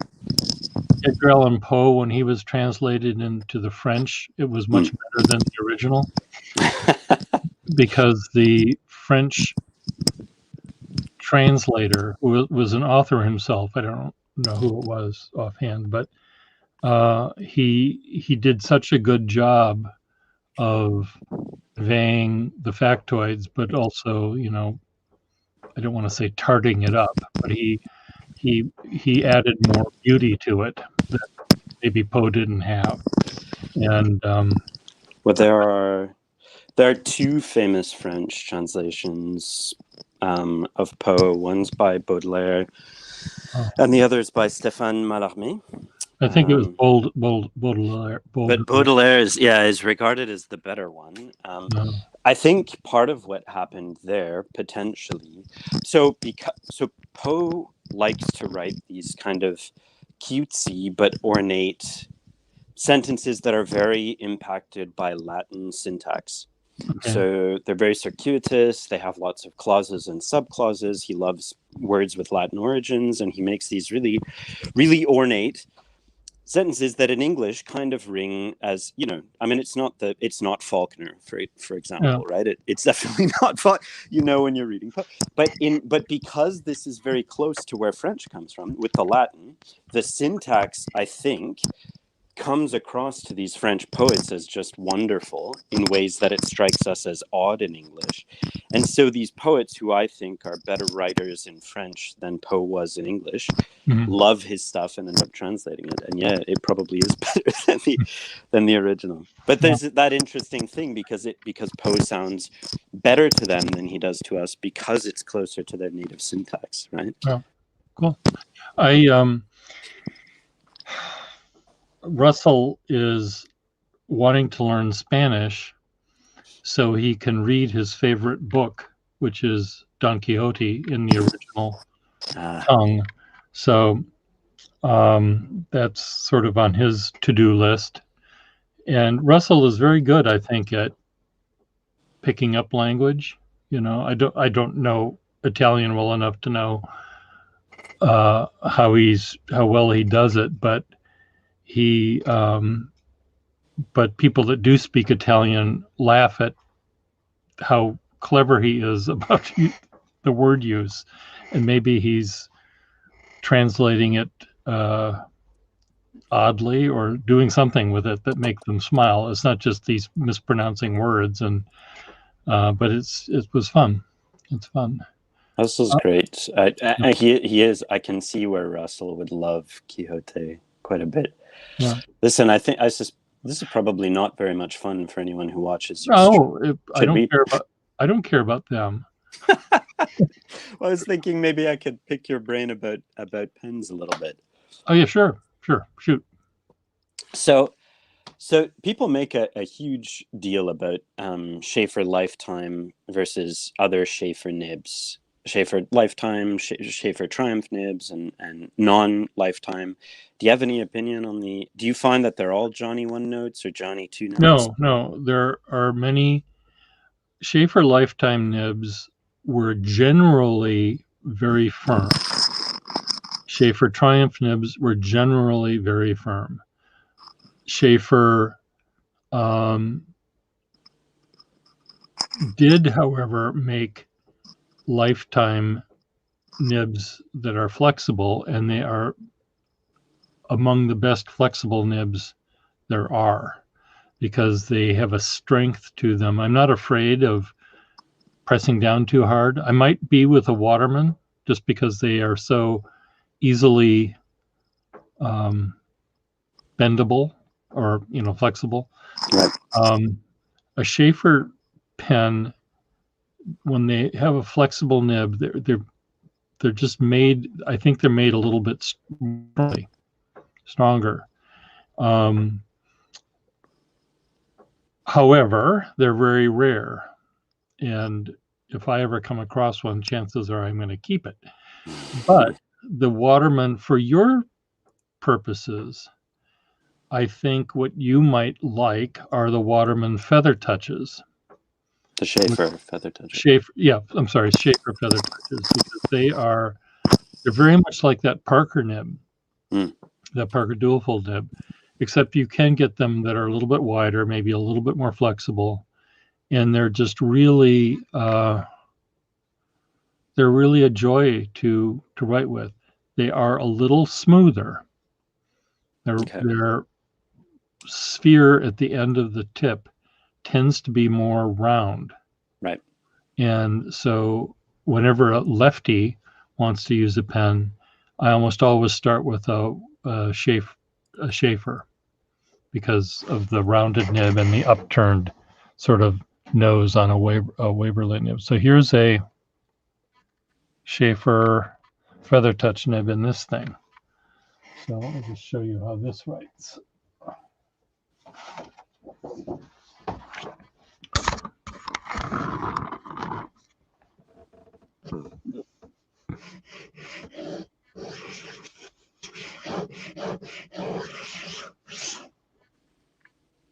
So there is some give. There's some variation, yeah.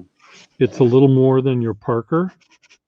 Your Parker maybe does that. This one will do maybe twice the Parker. Mm-hmm. And there's some that do more than this. This just happens to be one that I know was a Feather Touch on my desk.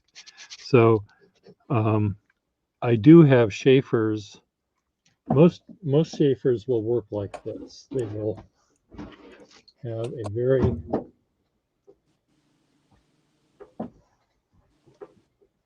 they're going to have a very God, this nib is just a nail and a half.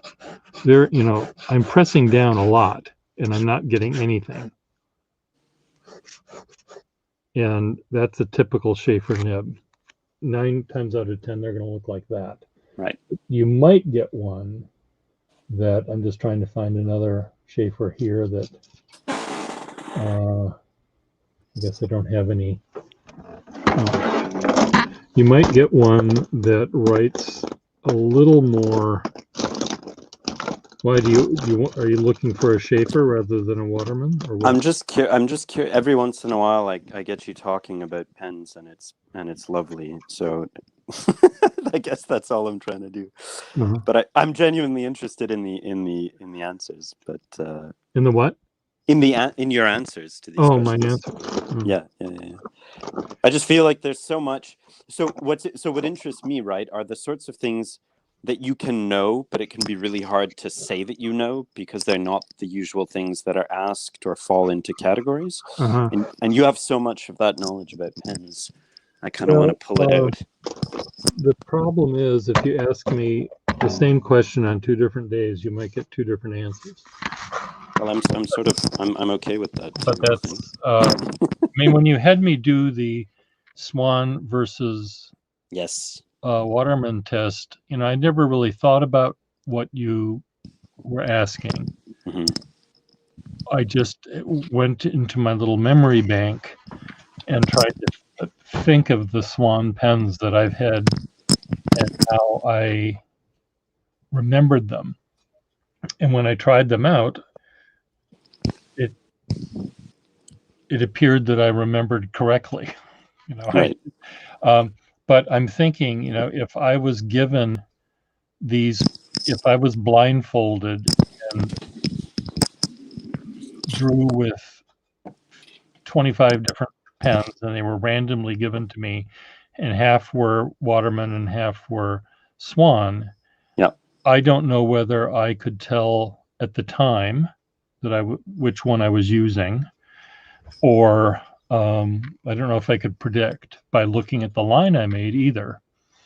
I might be able to feel the difference as I'm pressing down, what I'm experiencing, and I might say, gee, this flexibility seems like it's a Swan in my head. Right. So that might be a fun little test Blind that someone could give me. I was gonna say, yeah, once the pandemic is over and maybe you can have guests over, we should do a blind nib test. I can have I could easily do it with a neighbor of mine, across the table. It would just be, mix up these pens, give them to me in any order you want.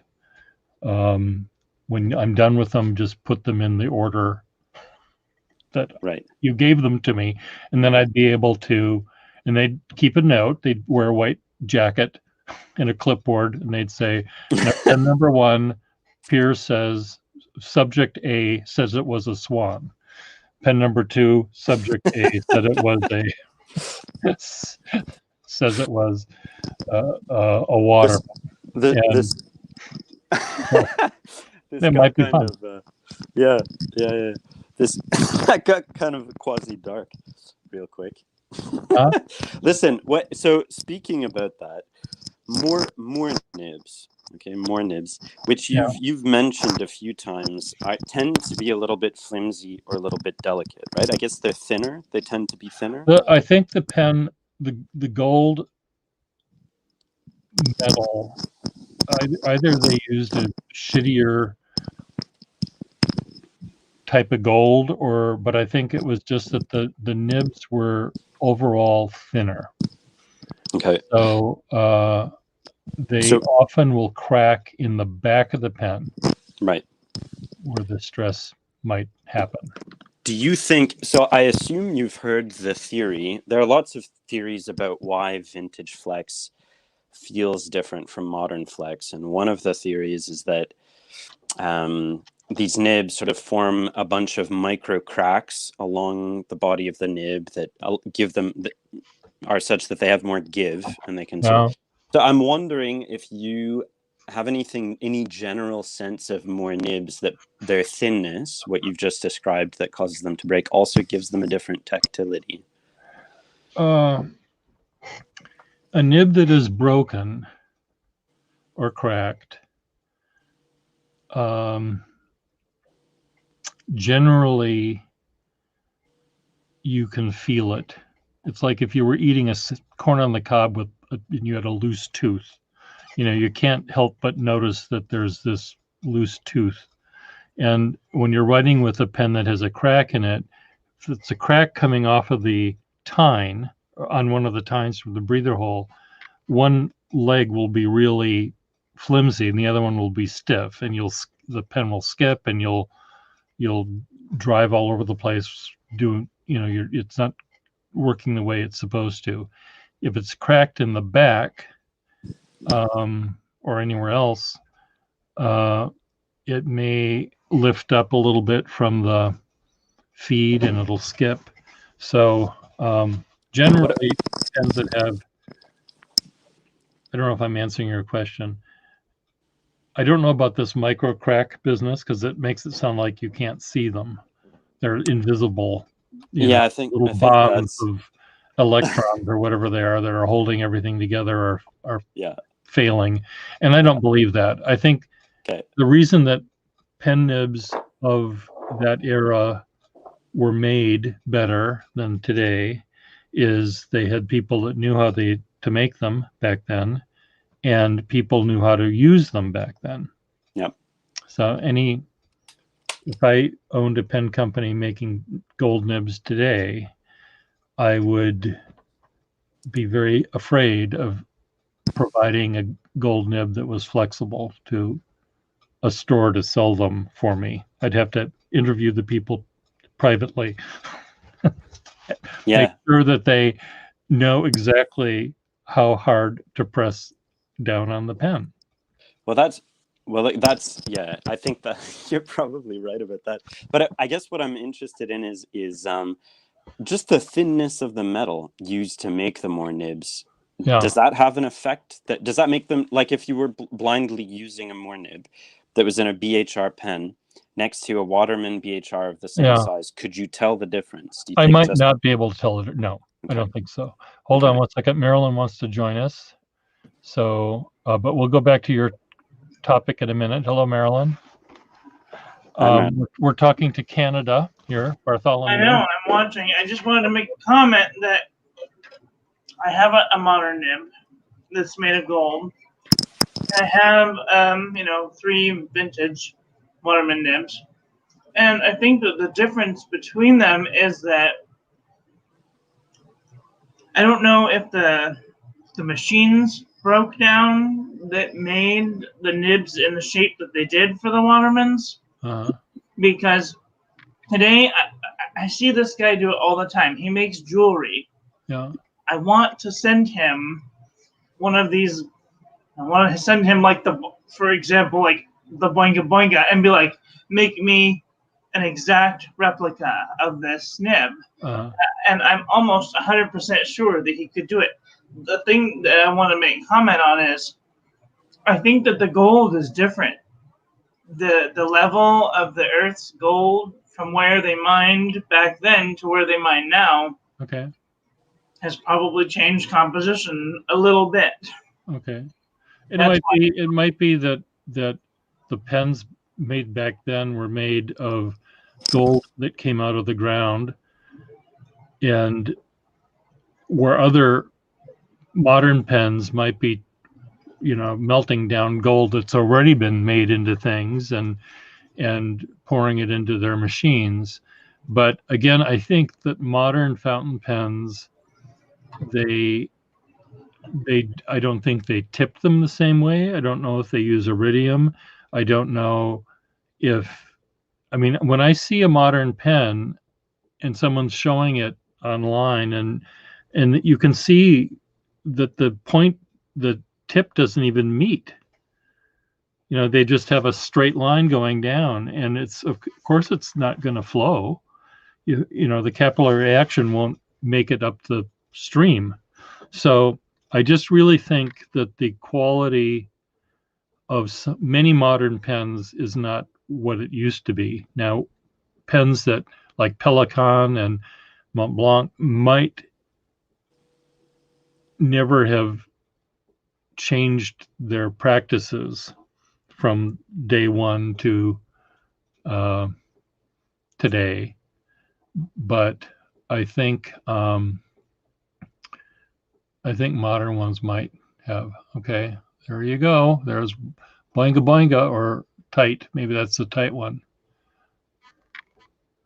Yeah, they know how to make them big. They know how to do that, but big isn't really needed. The other thing too, with that modern pen, it doesn't have a breather hole. So the breather hole helps bring air into the reservoir, which will keep the ink flowing rather than creating a suction. Well, the the nib that this goes in is a fountain pen revolution Uh-huh. Himalaya, and they use a new style feed, which has a cutout section on the bottom of the feed that goes to the barrel, basically. So the feed has a breather hole. Right. Okay. Yeah. Um, For gas exchange. okay, cool. Bartholomew, are you still here? Yes, sir. Okay. Anyway, I don't think I could. I don't think I would feel the difference if I was blindfolded between a Moore nib and a Waterman nib or a Swan nib necessarily if I was just writing with them. I wouldn't. And not all Moore nibs were flimsy either. Some of them were quite nice, but Right. many of them are cracked in the back, and you don't see that as often on other pens. And I think it happens when you put a nib that's too big into the section. Maybe it was the shape of some of the more nibs that were more, that jutted out more. Maybe Right. that shape was more prone to having the stresses added. I really don't know. That's, a metallurgist would tell you. Now, Marilyn, I think if you brought it to a jeweler, if you said this is what I want you to make. I want you to make a nib that does this, has this flexibility, and if you were to print out or send them a link to a website that describes how nibs were made, because there might be some sort of process that he doesn't have to deal with when it comes to jewelry, because jewelry generally doesn't need to be flexible. It's like, when you make a samurai sword, you have to, pound it 5,000 different times and then turn it over and pound it again, and you make all these layers of the steel. I think that there might be something that is done to make gold nibs flexible that he may not ever do with making jewelry. Right. But there might be a way, again, there might be a way to do it. I don't know. I can't remember his name. I'll look for his channel. I'll show you. This guy takes like he'll take, I don't know, for example, he'll take like something like this, and then he'll make a cast of it, and then he'll make an anti-cast of it in like ceramic or whatever, and then he will take and pour molten gold into the ceramic, and then let it firm up, and then he'll take it off and grind it or do whatever and make it into some sort of jewelry. I don't understand why they can't do that with, say, one of these Waterman nibs. I mean, it's just.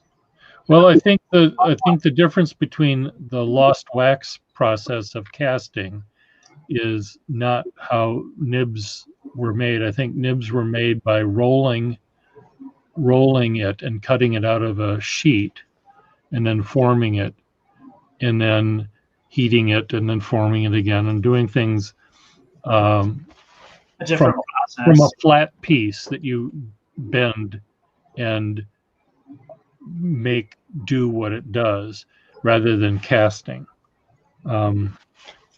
Clips and some, your ring is cast, lost wax process, or cast.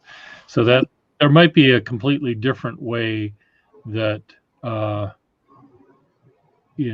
they would use metal. I'm just trying to think of a modern manufacturer of something, that would understand the thing that I think they might need to know. Would it be a watchmaker? Would it be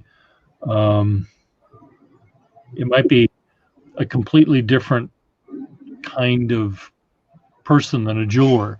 I remember that when NASA asked Parker to make a pen to advertise to commemorate the moon mission to the moon, and they came up with the T1. They said, a lot of the rocket is made of titanium. We'd love you to make a pen using titanium. And Parker, they were thinking they were going to get a Parker 75, where the barrel and the cap were made of titanium, and they would, put the Parker logo on it and say NASA's moon mission or something. That's what they thought they were going to get. And they got this fucking amazing pen where the entire pen is titanium. The nib is titanium. The barrel is titanium. It's this amazing thing. And NASA said, how the hell did you do that? They didn't know how to make titanium work as well as Parker, the pen people in Wisconsin, did. So we might think a jeweler is the logical person, but it may not be. Again, I don't know. I'm not a metallurgist, so I can't tell you. But you could ask. I'm sure they would be willing to tell you how something like that is made and whether they can make it. There are lots of what you're saying, Pierre, it makes me think of some. So sociologists and psychologists have done a few studies on experts, right? And how experts do what they do, and also how experts teach other people to do what they do. And they've found that just verbally conveying it, right? So if you were to try to just tell me how you use pens to produce the beautiful lines you do, or drawings that you do, it's not very effective, because it turns out that maybe you don't explicitly know what you're doing all the time when you're doing it. But there's a lot of stuff that you don't know explicitly that goes into what you're doing. That's an essential part of how the final product comes out. And I'm sure that was the case for nibs as well. There's a lot of knowledge that isn't easily put into words. But if you sit a guy down and make him make 200 nibs a day for 40 years, he's probably going to be better at the end than he was at the beginning. Even if they're the same shape. And he might not know how to describe it. What he does when he's seating the nib, and how he balances the feed in the nib in the section. It's just what feels right to him, and then what writes right to him. There's a lot of that. And to describe it, when I've tried to describe it to people, what I do, I don't even know how to describe it, because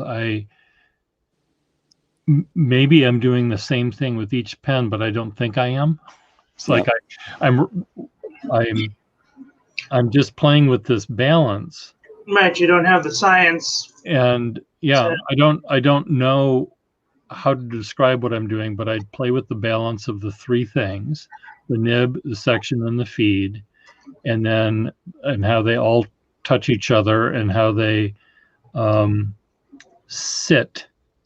And the only time I actually make any measurement is when I get out my little toothpick or my ruler or whatever I've got, to find out if I screw the cap on, I'm going to break the nib up against the top of the cap. And that's really all I do that involves something that a scientist would recognize as a fact. He's measuring something. All the rest of it is just my fingers telling me what feels right.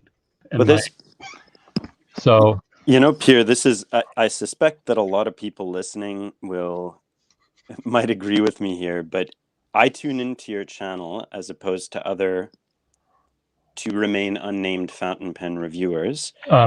Okay. Because when you talk about pens, you don't tell me it's 4.67 inches from end of barrel to end of nib. It weighs 37.4 grams with the cap on. You know what I mean? Yeah. When you talk about it, you say, okay, so this nib belonged to this lady who used to go into this hat store on Park Avenue. Yeah. And what you're doing when you're doing that is you're telling me things that I can't read in a book about a pen. Well, right? and it's all made up.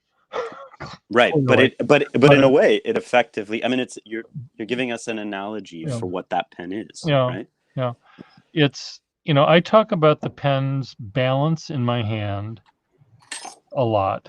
I talk about the use of how the pen makes me, a mere mortal, Pierre Gustafson, hold the pen if I'm doing a certain kind of drawing or a certain kind of lettering.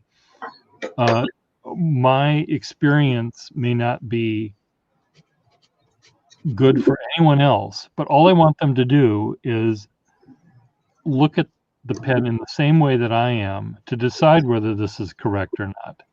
Do you hold the pen here or here? Do you put the cap on the back or not? Try it out both ways and see which way seems right for you. And, that's something that some reviewers might mention. They might just say posting it makes the balance right. Well, that doesn't tell me anything. How does it change how does the balance, what does the balance change mean to how you're using the pen? And if they give me that factoid, then I'll understand. For Something. example, the pen is only this long. It's not comfortable to use, but if I post it, it's comfortable to use. Yeah, it's comfortable to use or available. I mean, it actually is usable, Yeah. but if you had two pens and they were both posted, they were both as long as they were going to get, and one was short and one was long, and they had exactly the same nib, you would still feel differently about how they wrote, because they are different things. The weight is different. The balance is going to be different. So you may prefer one. I presume you would prefer one over the other. So it's just, what I want people to do is just see a little bit about what makes me love pens so much. And it isn't the fact that they're 37 centimeters long and they were made by Parker in 1928. And sometimes collectors don't care anything about the pen whatsoever, and they just like the story. So anyway, it's interesting that we have such diverse folks that do this, because I do once in a while want to know. I used to know, ages and years that pens were made and all the different models they came in. But I discovered that really wasn't what I needed to know. I needed to remember. It's almost 6:00 here in my part of the world, so I think what I'm going to do is check in with my 3/4 roommate and see what he's planning about dinner, if we're having it or not. And I will look forward to talking to you in the coming days. But Bartholomew, thank you for being part of this. And it was good hearing what you had to say. And I can't wait to have you and Brussels Cheers. be on the program. And because I think you're both coming exactly from the same point of view, or from very similar points of view, but I'm sure that there's things that you are very, you think very differently about, and I think that'll be fun to hear. Austrian literature among them. Anyway. And Austrian literature among them. Cheers. Okay. Thanks for having us. Bye. Thank you. Bye, everyone. Bye, Marilyn. Bye-bye. Good night. Bye. Bye, everyone else, wherever you may be.